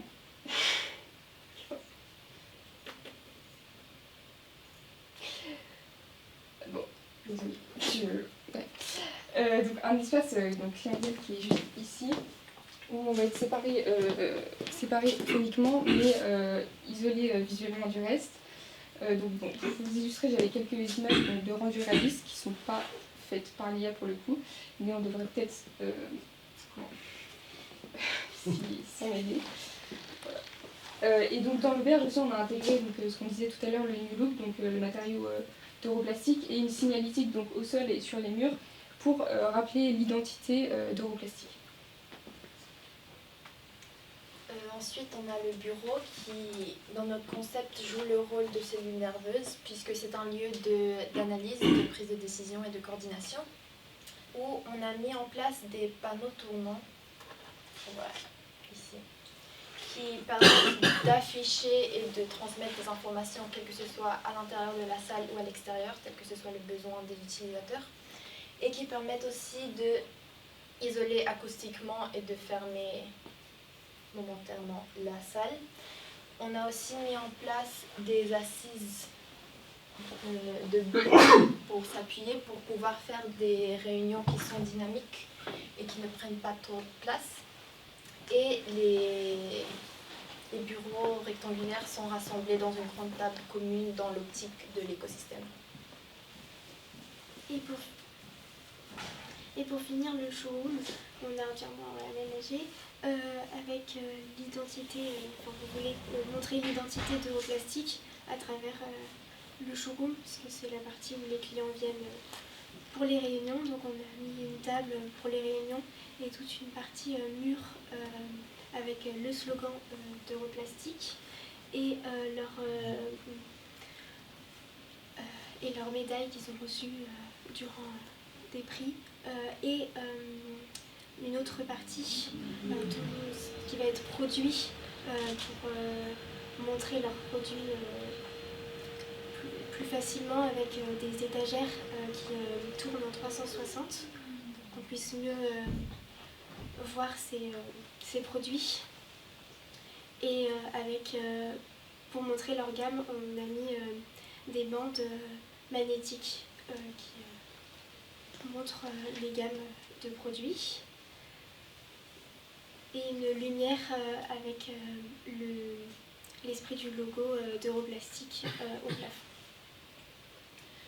En conclusion, ce projet nous a permis de pouvoir étudier des espaces d'une façon à travers notre concept qui est de les étudier en tant qu'organisme vivant et qui se développent et qui échangent entre eux. Et on a cherché à mettre en place et plus en valeur les valeurs de l'entreprise et aussi l'interconnexion des espaces et proposer une expérience qui est agréable et cohérente. Donc, je vous inviterai après à tester l'expérience VR. Donc, on peut se déplacer dans l'environnement et visualiser ce qu'on a pu créer en modélisation 3D. Voilà. Merci de vous avoir écouté. Merci.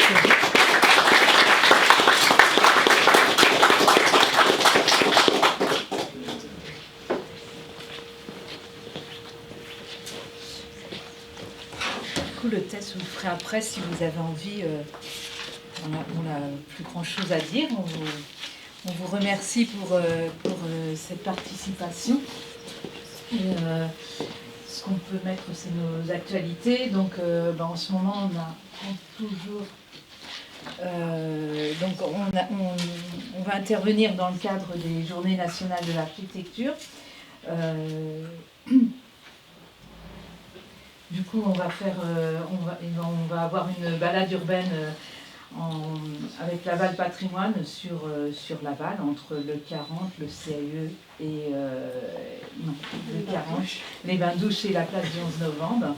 Et puis, on aura une autre action, une balade aussi avec Laval Agglo, mais là, on était sur Patrimoine, et là, on sera avec plus les personnes qui s'occupent de l'urbanisme, pour parler du PLUI, de la sobriété foncière, avec une exposition au 40, le CAE et un lieu qui s'appelle Les Loges, qui est une agence d'architecture à Laval.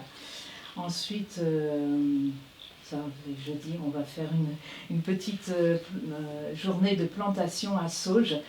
C'est dans le cadre de montrer comment on peut planter aujourd'hui en essayant de consommer moins d'eau. Et du coup, sur la commune de Sauges, avec l'agence de l'eau, il va y avoir toute une animation pour toute la journée. Il y a à peu près 40 personnes entre les intervenants de la communauté de communes du Couëvron, un pépiniériste, une partie de l'équipe du CAE, et puis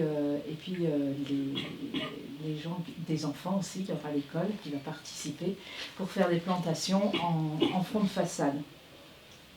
Le mercredi 22, je crois qu'il y a encore 2 places pour visiter le site de Séché Environnement pendant toute une matinée. Là, on ne peut pas le faire tout seul, donc on sera en car, avec un car de Séché pour faire ça, si ça vous intéresse, donc c'est à changer.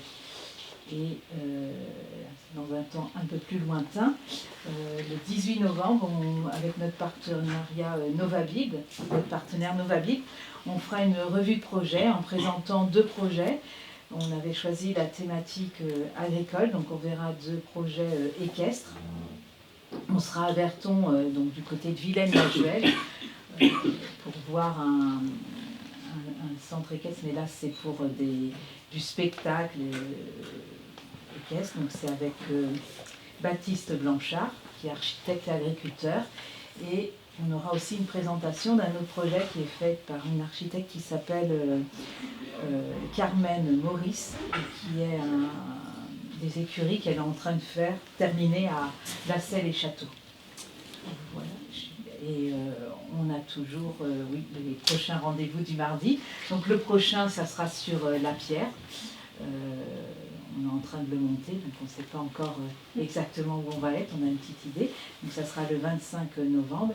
Et vous pouvez toujours venir voir l'exposition Matière grise avec des exemples de projets, des réemplois de matériaux au CAE, donc 2 rue de l'Ermitage à Laval. Voilà. Merci pour cette participation.